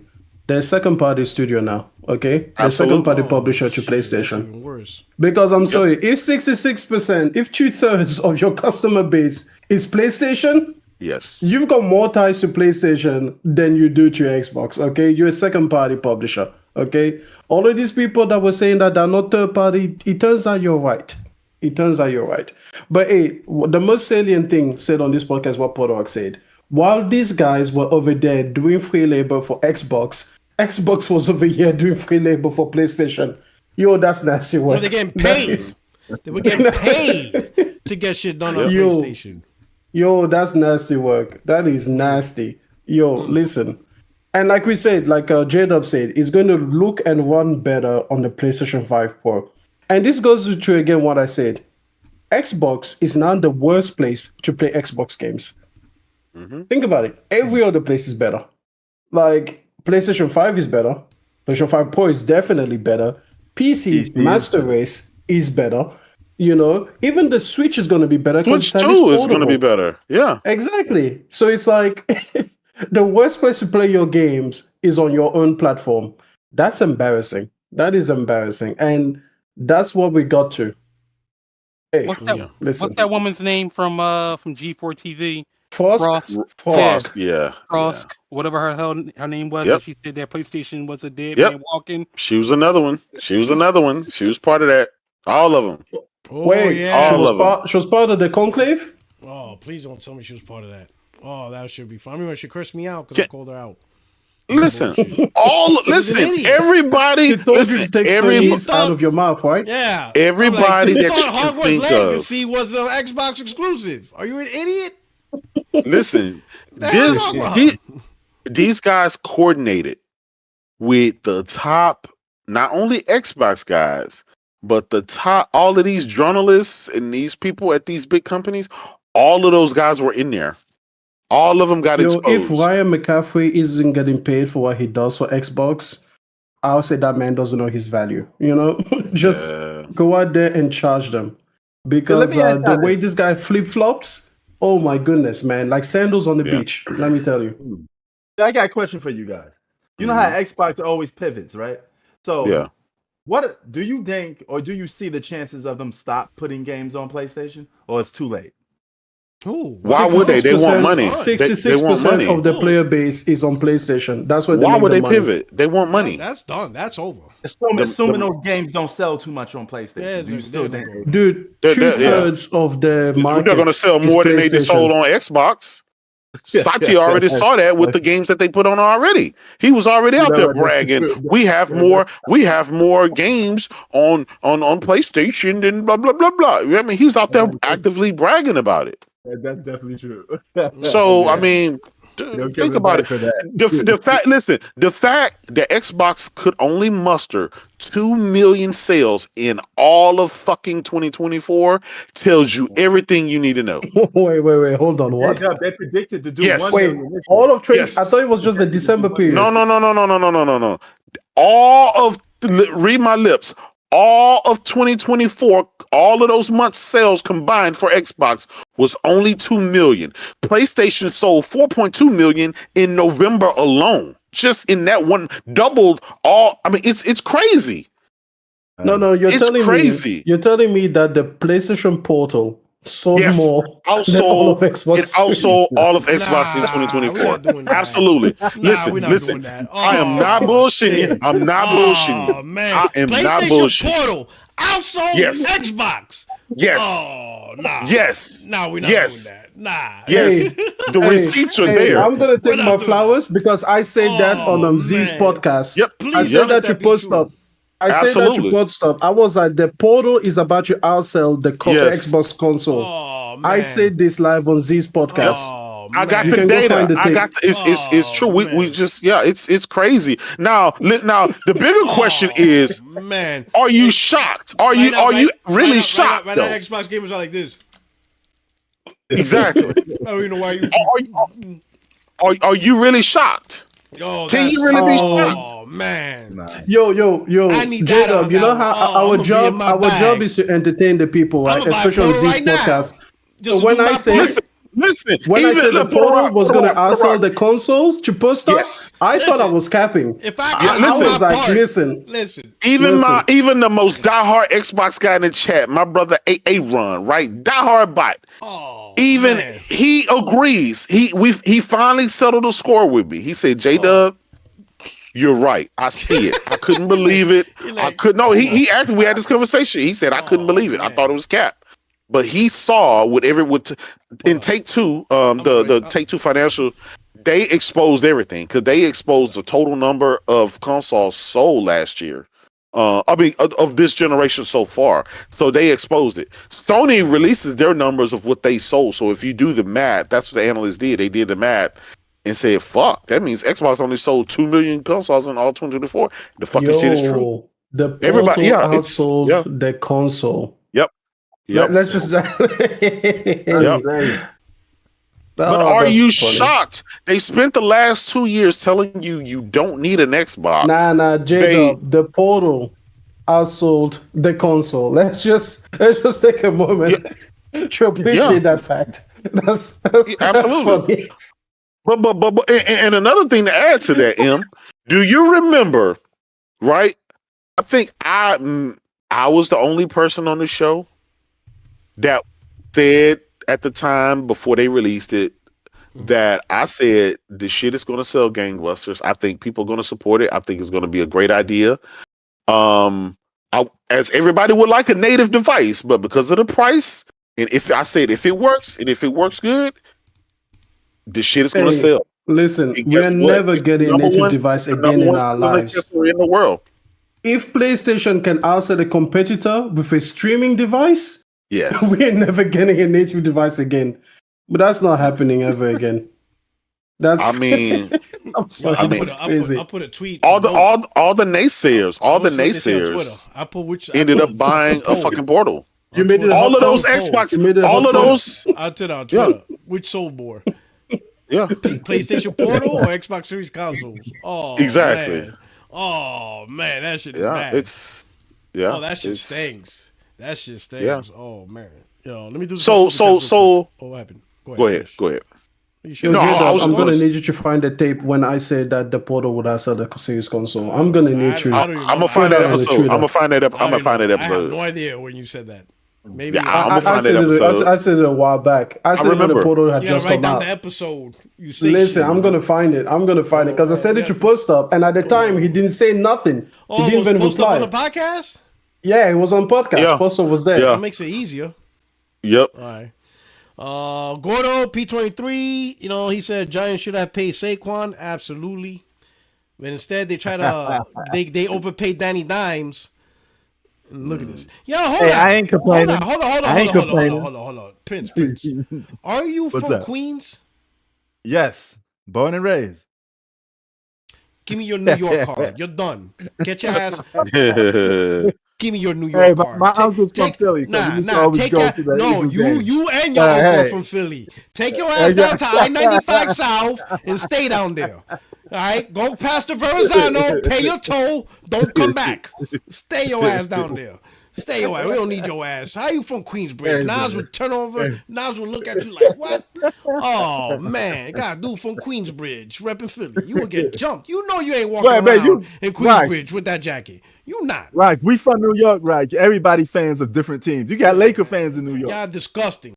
All of y'all. I look at all of y'all with such distaste. I be like, hey, as a Philly guy, I'm a mock you New York guys. But you in Philly.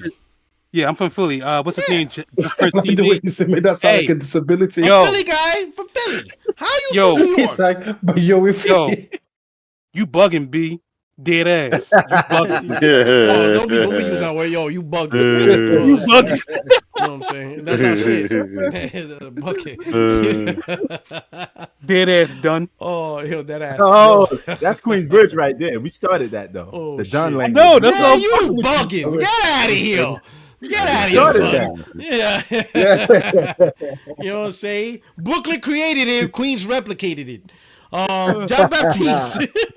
Shout out to John Baptiste. Thank you for the super chat. He said, you mean the same people that put out positive reviews about Redfall? Yep. I can't even finish your super chat. Oh my God. All right, hold on. He said, you mean the same people that put out positive reviews about Redfall, but when the game came out, they started to trash it. Colt was on the edge of his seat. I remember. Oh, yeah, we remember. Yep. My man made a whole video saying that it was smooth and stuff. Yep, and he got flued out. Remember? Oh, man, yeah. Oh, man. Then they come find out after the game flops, I only played the PC version. I only played the PC version. On a 4090 Super. Like, no shit. Like, oh boy, you could, it's like you could have told us that detail he could have beforehand. warned right from the get-go. He's like, hey guys, Yeah. for some reason they didn't want me to play the Xbox version, so take it for what you will. Navanzor, J-Dub, Post was on last week and was still lying. He said he was still lying. Yep. He can't. Yeah, he can't help himself. Oh shit! No, but shout out to Post. So he was on a good show. We had a little good heart to heart. I mean, we still have different experience. He's still with the engagement numbers, and that's why I tell him like, bro, engagement without money, and I guess Roblox is a great example. You could be engaged for thousands of hours, but if you don't spend 100 billion penny, if you don't spend 1 penny, shareholders don't get paid in hours. They get paid in cash. They need that cash. Yo, Sean, Sean Layden, he even said 95% of the audience doesn't pay. Yeah, it's like 5%. Penny. Yeah. You're surviving only 5%, which is so why out of you that need 5%, you've got to find you've got to find your money in that 5%. Yeah. So that's what I'm saying, man. This whole live service thing is gonna die. I'm gonna be honest, guys. I when I play live service games, I don't spend money. I never have. I never did. I don't. The only time I spent money on live service game was Destiny buying the DLC, the new game. Yeah, to keep up with it. Yo, to keep up with it. That's J-Dub, it. Can we just be honest about something? Moves and shit. Mm-hmm. Can we be honest on something? Your daughter is completely disrespected on live service games. The fact that $15 for a fucking skin, bro. You can pay like an entire indie game for that. That would be like 30, 40 hours of like some of the best variety that people say that they want. Yeah. You know? Like It Takes Two is available for like $10 right now. That was a game of the year game. You know? Yeah. And then when you go to like games like Valorant, they will sell you like weapon skins for like $50 to $100. You can buy entire video games for that much. Premium price, you know, God of War, Ragnarok, Spider-Man 2, everything else.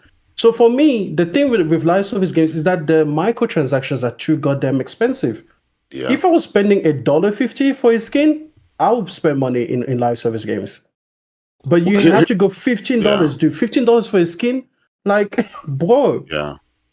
Here's the thing. Minimum wage in the US is at what, $7? So you want people to spend 2 hours of the real lifetime for one skin? Here's the thing, I don't like being nickel and dime. If you just tell me flat out what it's going to take to get all the content, I would rather pay that $100 or $200 or whatever, just to get it out the way. Just give me all of that shit. Like if there was let's say this Marvel Rivals, if I could pay, let's call it $100, $150, and I could get every Marvel character that will ever be put in the game, I don't have to waste my time with bullshit. I don't have to be dragged out doing this. Just let me pay this one fee and move on with life. I don't like that $100 for this, $100. I mean, $1 for this and $1 for that. It's nicky picky. You see what I'm saying? Even like in Fortnite, even with my kids, they play Fortnite. I rarely ever spend money in Fortnite, but every now and then there may be this one character that they really want for this, whatever, and they just bug me into doing where I'll just submit it. But it even still, it only costs me a couple of bucks, and I spend the bucks, get it, and then I move on. They don't come back to me and, hey Dad, can I? No, that's not. Nah. So and I obviously there's a lot of people like me. Yeah. I would just say that for me, I remember it started with the PS3 generation. Did you guys ever play the Mass Effect 3 multiplayer game? Not really. The multiplayer component of Mass I know Effect? it's there, but I didn't. No. Yeah, I played it a lot, and they had like packs. Yeah, I played a lot of it with my friends, and I always liked them because it was co-op PvE. I've always liked co-op PvE, which is why I think PlayStation should make more co-op PvE games. But played it a lot, and then the packs to open up the credits, they were like $30 to $50 basically, and I was like, who the hell is going to play for this thing? Because I could be buying entire games, I could be buying like books, I could be buying things that have genuine content. These credits, you get them, and within 5 minutes you spend them, and you still don't have what you wanted. Mm-hmm. Yeah, that's why I never did map packs. I didn't really care for that. I'll do like DLC of more game modes, like The Witcher, even Spider-Man, but not. I'm gonna pay $10 so you could do the Dexter. Wait, so you never bought like the Battlefield map packs? What? You never bought like Battlefield map packs? I never really played Battlefield like that. Okay, fair enough. Yeah, I never really played like that. But Call of Duty, I did. But that's did what you I'm buy saying. the map packs in Call of Duty? Like map packs. But I didn't buy the gun. Like, here's $10 to have a pink gun. Get the fuck out of here. The hell I'm gonna do with a skin? Like, I need substance. Like, I'm gonna play substance if I'm gonna pay additional content. Like the Spider-Man DLCs, yeah, because those are just more extension of the games and stuff like that. So I did that stuff. But I didn't buy Horse Armor. Man, I remember when DLC was first presented on console, it was Elder Scrolls Horse Armor. Yeah, that was clowned. People used to clown. I remember my friend and I laughing in real life. $2. Yeah. People used to be like $2 for Horse Armor. Get the fuck out! Now look at us. Boy, shit changed. We lost so hard on that. We lost the battle. So hard. Yeah. That was like a nuclear bomb. They Hiroshimaed us. Yeah. We got Nagasaki. The way that people now used to joke on Horse Armor. That was like the big joke. Like, these we made fun of it during lunch and recess at school. Hell, even DLC maps. They were against that during 360 era because there was a thought that the maps were already created and they just cut it off the main game. Yeah, exactly. For $10. So even that gamers hated. And now look. Yo, do you remember the worst one? The online reactivation, like EA and other things. $10. Yo, do you remember that? Yeah. $10. Oh my God. So for the audience, remember how we pushed back on that? No, so for everybody that didn't know, so Project $10 was publishers started charging $10 for the online component. Used games. So they started selling games and it had a code. Now if you bought the game, the code is already there. All you got to do is input it, and now you got access to the multiplayer. But if the game was turned in used, let's say like Madden, we'll use Battlefield for example. You bought Battlefield, it comes with the online code. You played it, you plugged in the online code, you had access to it. But now, let's say I'm done with it. I'm gonna trade it into GameStop or whatever. If somebody bought that Battlefield game, the code's already been used. So if you don't import the code, you can't play the multiplayer. You would have to pay $10 to access the multiplayer. And that was called Project $10. I remember that shit. That shit was wild. Shit was wild. Oh, shit. Yo, gamers push back on that so hard. 360 PS3 was some crazy times, bro. There was some wild. There was a lot of wild shit. They were trying to 3D TV, fucking dildo controllers. But can I just say that we had balls back then. What? We had balls back then. We could push back on a lot of these things. Yes. You know, now look at Genshin Impact. You know, people will easily pay $20 on a fucking skin. I'm just like, boy, we lost the plot. People had no problem talking shit about consoles. PS3 got bashed when it first launched, and not even journalists would bash it. Developers will outright say, "Yeah, it's really hard to develop." They had developers had no issues talking about the challenge. Now they can't do that. They have to skirt the line because they don't want to offend nobody. But back then, shit, I remember Gabe Newell, literally a month after PS3 launch, he says Sony needs to, do over. he was out right off the bat. He hated that platform. Yep. Criterion. I remember Criterion when they had Burnout. They come out and say, "Hey, make the game for PS3 first, then port it to 360, and you'll have no problems." Yo, developers were ruthless. They had no issues talking about if a console was bad or not. Now you ain't gonna see that because they'll get canceled, even though they're telling the truth. Oh man, I remember the days when we wouldn't let these companies just one of us. Man, it's crazy. No. I'll tell you, PS3 360 was a wild time, and there was a lot of wild shit when you look back. I forgot about Project $10. That's what they literally called it, Project $10. They even had a project. It was $15 in Australia, by the way, just so you know. God, I remember that. Oh my God, they charged $10 for online play. Oh my God, that shit was crazy. That shit was crazy times. All right, final topic, little lighthearted. God of War rumors, right? So there's two split rumors. Rumor number one, Egypt. But then rumor number two, they're going back to a young Kratos in Greece. Now I'm not gonna try to justify the rumor. I would just say, what will you guys like? So we'll go around the horn. Start with Extreme. Just move on to Kratos. I want Atreus in Egypt. Go back No, so, continue the storyline. Atreus left. You know, if you spoilers for Ragnarok, okay, Atreus is off on his own adventure. I want to join him on that adventure. That's where I want to be. So push and forward. I want that to lead to Egypt because there were lots from 2018. There were lots of references to Egypt. I think even in the earlier games there were references to Egypt. So Egypt has always been on the mind of the developers.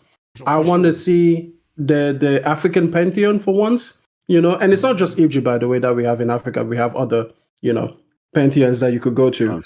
But yeah, base them in Africa. Okay. And make it Atreus. Because it'll also be a good break, you know, like we've been with Kratos for a while. We've seen his adventure, and a lot of his journey has always been about the internal side and the personal side. And you know, Valhalla, the last DLC was really about resolving a lot of those kind of like leftover trauma. A very calm, very focused, not angry God of War in Kratos is kind of like, it doesn't feel the same. So let's go Atreus. You know, he's like a late teenager or whatever, or like an early 20s. He's got a lot of shit to figure out. Let's go figure that out. Let's get him into his manhood. Exactly. Let's go up with him. Let's go. Let him feel like, you know, daddy issues and all that. And listen, he's already got women issues. He's got Thud and Anger Brother both liking him. So, you know, we can deal with that. You know. Let the man play. All right. So you vote for push forward. Keep moving. Push forward. Keep it pushing. Keep it moving. J-Dub. Like, you know, I don't mind remakes, but I'm just saying, you know. You already know, man. I want him in Africa. Come on, brother. Africa. You want that? Yeah, exactly, man. I want the Dr. Umar. I want the Dr. Umar Kufi on top of his head. You know what I'm saying? With the glowing red eyes. That's it. That's what I'm gonna do. I'm gonna be like that with the glowing red eyes. That's me. Hey, boy. All right. I'm gonna be honest. Going back to Greece, I'm not. I don't. But I mean, at this point, fuck it. Just give me a God of War game. I don't care. But yeah, but I would figure, like, would M say one way they could do it? Atreus go off, obviously, from Ragnarok, go off on his own adventure. He goes out looking for the rest of the giants and stuff like that. Some shit goes down. He gets caught up.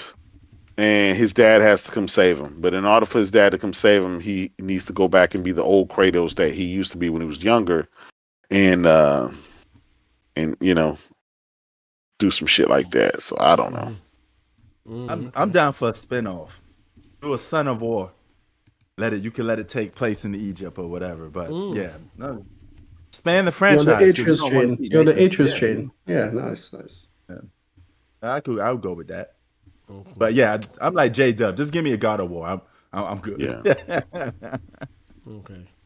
All right. I mean, I'm like, if they go back to Greece, I don't want a new entry because you finished it. What would be the point? Just do the remake. Yeah. Just remake the games then. Do a full blown remake, ground up to the modern standard. I'll be cool with that. I get it. But if you're gonna do something new, push forward. Go to Egypt, get it out there. It's gonna sell. Everybody's waiting for it. No one really wants a new entry in Greece. I have a question. People gonna say it's woke. We know that. I have a question. Podok. Going back to your idea, if they make a remake, do they change the camera angle or do they keep giving you the isometric camera? No, change everything. I want the modern gameplay style. The modern, don't take me back to the old. And he jump.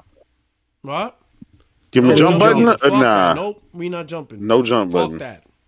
What about the balance beams? No jumping. What? The balance beams. Do you remember the balance beams? It's a remake. You could change all that shit.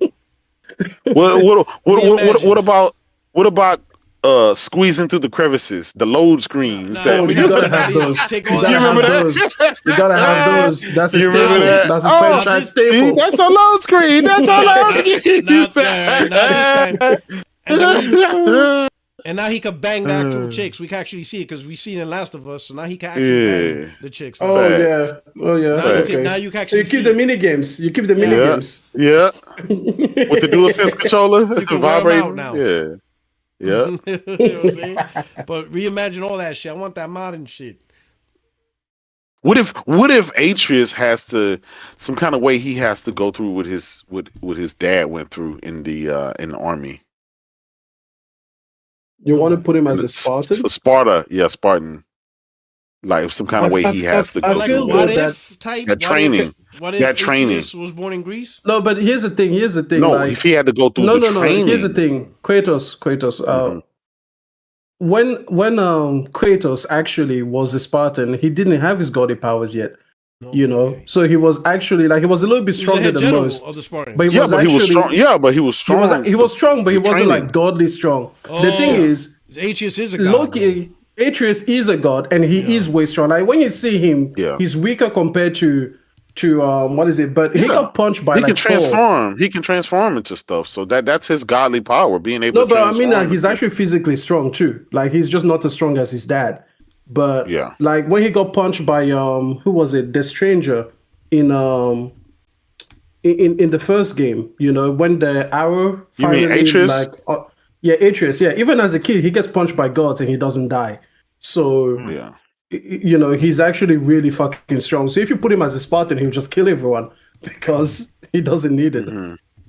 Yeah. Well, the fact that he can turn into a fucking grizzly, and a ram and everything else. Or a wolf. And listen, and this is him in his teenage days. He's still trying to manage all of this stuff and learn. So imagine once he's an adult. I think he has potential to be stronger than Kratos. Because absolutely, and don't forget, Loki is cunning.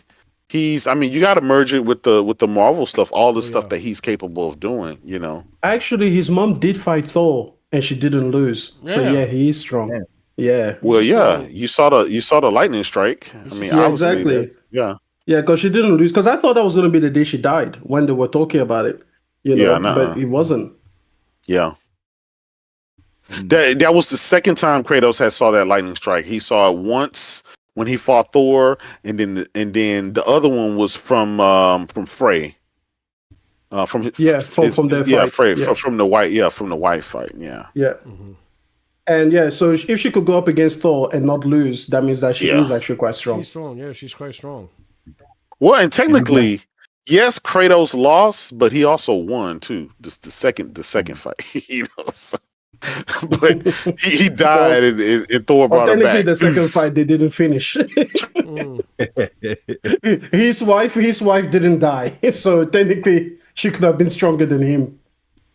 Yo, did you guys pick what game y'all wanted to see for State of Play tomorrow? What game do you want? I said I'm just taking it as it is. I'm not. I'm on the same boat as Bodo. My question is, how come a lot of people didn't mention Marathon and Fair Games like that? For some reason, everybody's mentioning Wolverine, Intergalactic, of course, Los Olos. I'm happy with Los Olos, so I already know I got one out of the group. But I was just surprised. If you look on Twitter, not a lot of people are mentioning Marathon, like the possibility of Marathon or Fair Games showing up. And I'm like, that might show up. That might be there, especially if those two are supposed to come out this year. I don't think they should do that. They should wait till at least. Actually, I changed my mind. I know which game I want to see next tomorrow. I know which game. Which game? GTA 6. Oh shit! You know, Rockstar. If that's their they don't share. One more thing. Yeah, but Puerto Rock. Think about it. Right now in gaming. There's only PlayStation. Xbox literally doesn't exist in gaming right now. No, what I mean by that is they have to make a new State of Play just for GTA 6. You think GTA 6 will be on the same? No, but that second trailer, get that shit out of here. They want the whole show for themselves. State of Play starring GTA 6. Okay, so when they showed us the first trailer. Did they have an event, or did that trailer just drop? They showed. No, that trailer got leaked. They just posted it. The trailer is the event.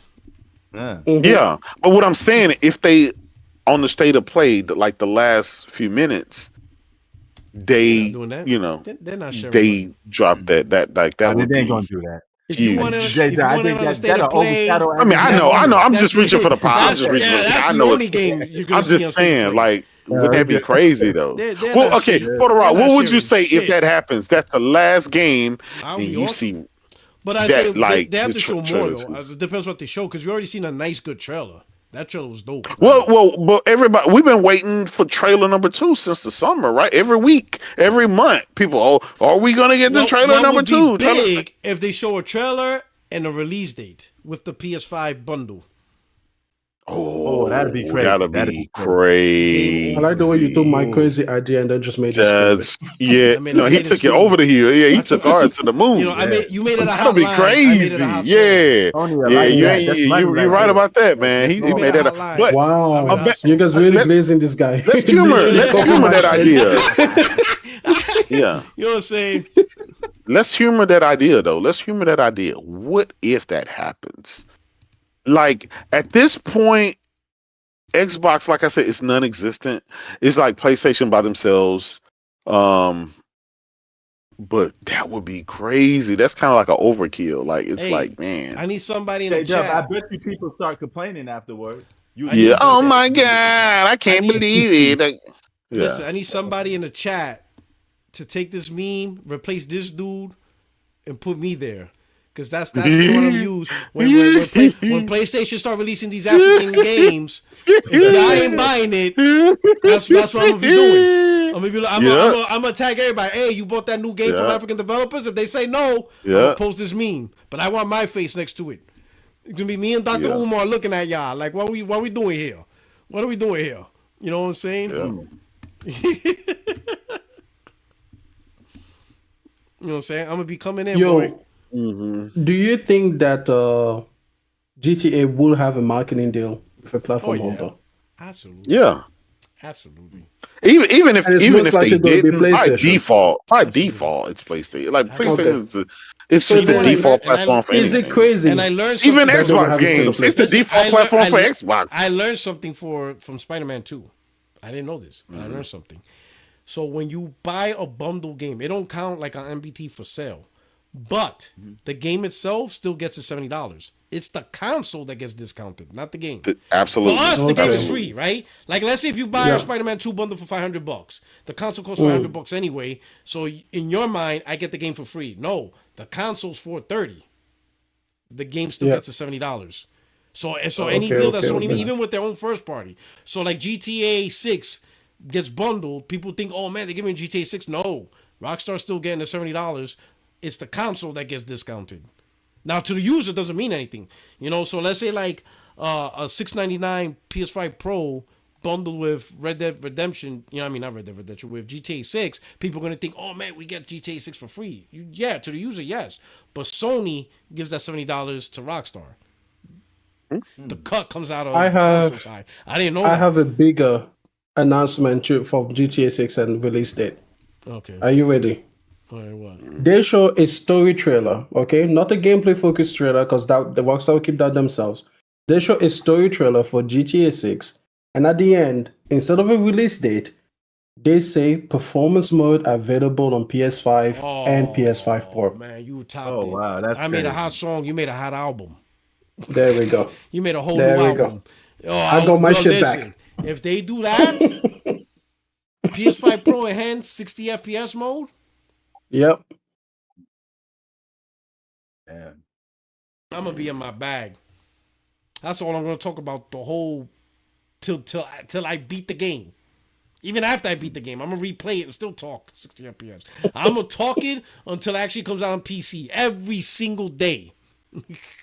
Every day it's not on PC. I'm gonna talk 60 FPS for. Oh, you playing Grand Theft Auto 6 on 30 frames? Really? I feel sorry for whoever's I'm going gonna up bring it up against every day. Oh God, don't let that game be 60 FPS on PS5 Pro. I'm gonna mention it every day. I'm gonna start off the day. Good morning, my fellow 60 FPS gamers on Grand Theft Auto 6. Sorry, you guys ain't here with us. Not today. Me and J-Dub, J-Dub, we gotta get in the Discord. Start the smear campaign. Let's get in the Discord. Let's do a grassroots. You know what we should have? We should have a Discord chat where we can all harmonize and synchronize and plan how we're going to do this. Exactly. I got this great idea out of nowhere. Let's plan it out. Hey, we're gonna end the show. We're gonna plan this out. We're gonna get together in the Discord. We're gonna plan this out. We're gonna spread some fun. We're gonna start spreading Grand Theft Auto 6, 60 FPS on PS5 Pro. We heard the rumors. A source told me. I think in November release. GTA 6 November. I think GTA it's 6 September. November. I think September. September. Yeah, I think before then. because they First of all, can I just say how discourteous that would be to the entire game industry? Yeah. Because that means that you are hugging 3 months of the year to They're yourself. gonna do it September, October. That way they get more months in that time period. If you take September, really, that means that no game is going to release after September. They could release that shit like August. It don't matter what. Yeah, they could. They could release anything. They could. But it just depends on how much of a dick you are. Because if the game is ready in August, they should release it in November, just so that the other games also they have the time to sell. Yeah. This is the first. I think this is the first. This is the first year that Take-Two's a lot of move out the way, delay your shit because we coming. This is the first year that people are not going to focus on Call of Duty being in a way, and they're going to focus on another game that's potentially going to. They're not going to want to. Call of Duty itself should get out of the way of GTA. I'm just saying. What I'm saying. If I was Microsoft, I would skip this year. Are waiting for Rockstar. I will skip this year. They announced Rockstar. Like, Rockstar, when are you going to release a game, bro? Like, let us know because we're trying to gauge our game. Right now, EA is like with Madden. Please don't release in August. Please don't release in August because we release our game in August. Please don't release in August. For some reason, I think. What? Go ahead. I think Call of Duty will still do good against GTA. No, it'll still do good, but more often than not, a game that outsells Call of Duty for the year is a Rockstar game. Yeah, every time. Yeah, true that. I'm telling you. Can I just it'll be like number 2. If I was Microsoft, I'll just skip. I'll be like, no, I'm not sharing this space. I'm not flying in this air zone in the wake of this. Release that shit in December. Release Call of Duty in December. No. Freaking February. Y'all are waiting. Like, I'm going to drop that shit on Valentine's Day. Let them get out the way. Let them get out the system. Exactly. Oh, man. Exactly. Because, Rockstar, that shit, Grand Theft Auto 6, that's going to be crazy, man. Because, you know what? Especially with all the insanity that's happening in real life. Like, they don't even have to make shit up. They just need to copy what's actually happening. Just mimic real life. Yeah. I mean, real life copy GTA. Oh, my God. They don't even real life copy GTA. Stuff. Yeah, that pretty much. They don't have to make up material. They just... Can I just say, report the news. In the environment that we live in, the way to parody real life is to be reasonable. Like, just create a reasonable ass game. That's a parody to real life now.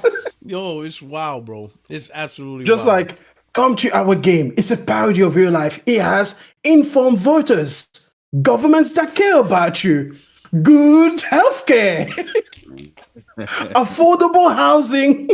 That would be funny. And it's a legit meritocracy. Oh my You God. have democratic powers. Oh my God, this guy's crazy. Yo, you wild, bro. That's my parody. That's my parody of the real world. Oh man, that's crazy. This dude's on one. All right. Okay. Does anybody want to talk a topic? Because that's it. We hit up all the topics. Unless you guys want to bring up something. Yo, I just want to take a moment to appreciate. I just wanted a moment to appreciate that I dropped a video for you guys on my channel. Yeah, and it's a very.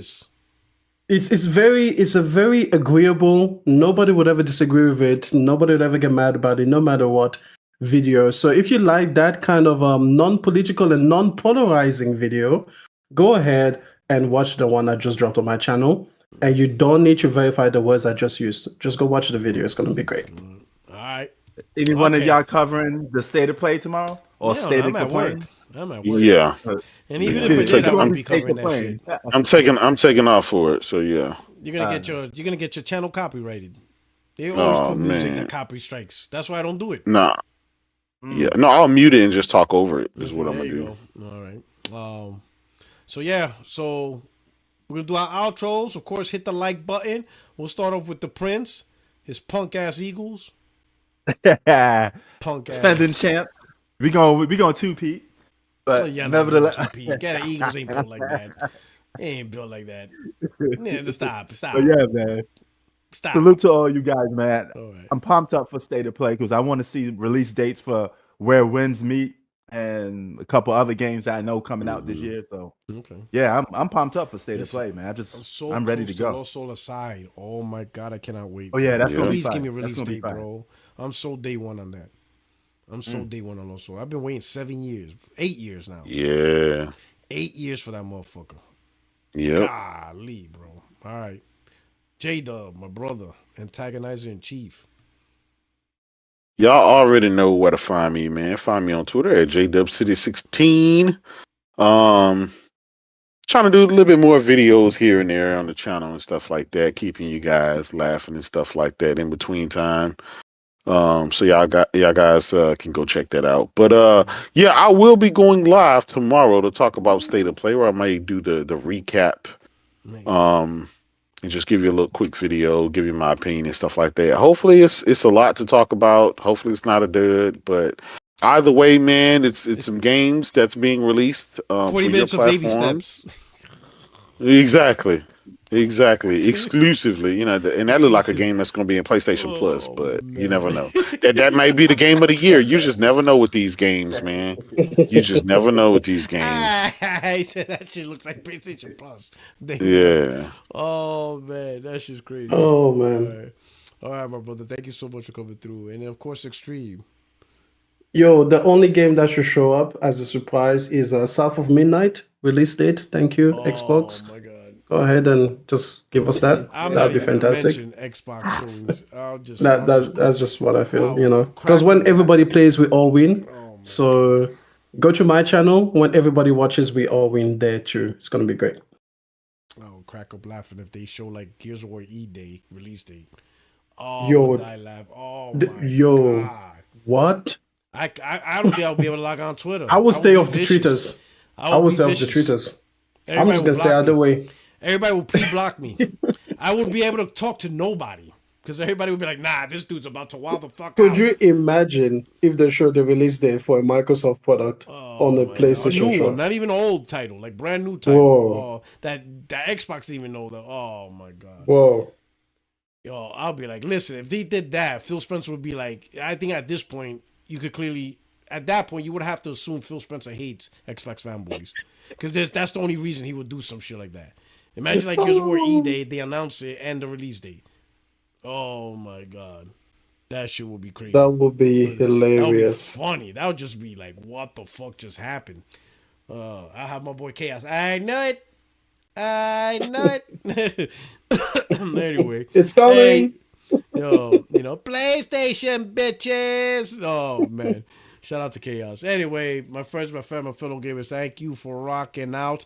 The live for Friday is not going to happen because I just remembered Friday is Valentine's Day, so me and the missus are going to be chilling. So I will do it on Saturday, time to be determined because I'm still waiting on validation on my next guest to see if we get the time right. So just for this week, my live will go Saturday, not Friday because Friday is Valentine's Day, okay? Every other time is going to be on the normal schedule Friday and stuff like that. So stay tuned for that. But anyway, your only friend is YouTube Streets. Thank you so much for enjoying the show. On your way out, hit the like button, share it out, and keep on rocking. We'll see you guys next week. We'll see what else will happen, right? Hopefully, some good shit happens at the State of Play. But anyway, you guys take care. Enjoy. Peace. We're about to head into Discord so we could formulate some FUD and shit.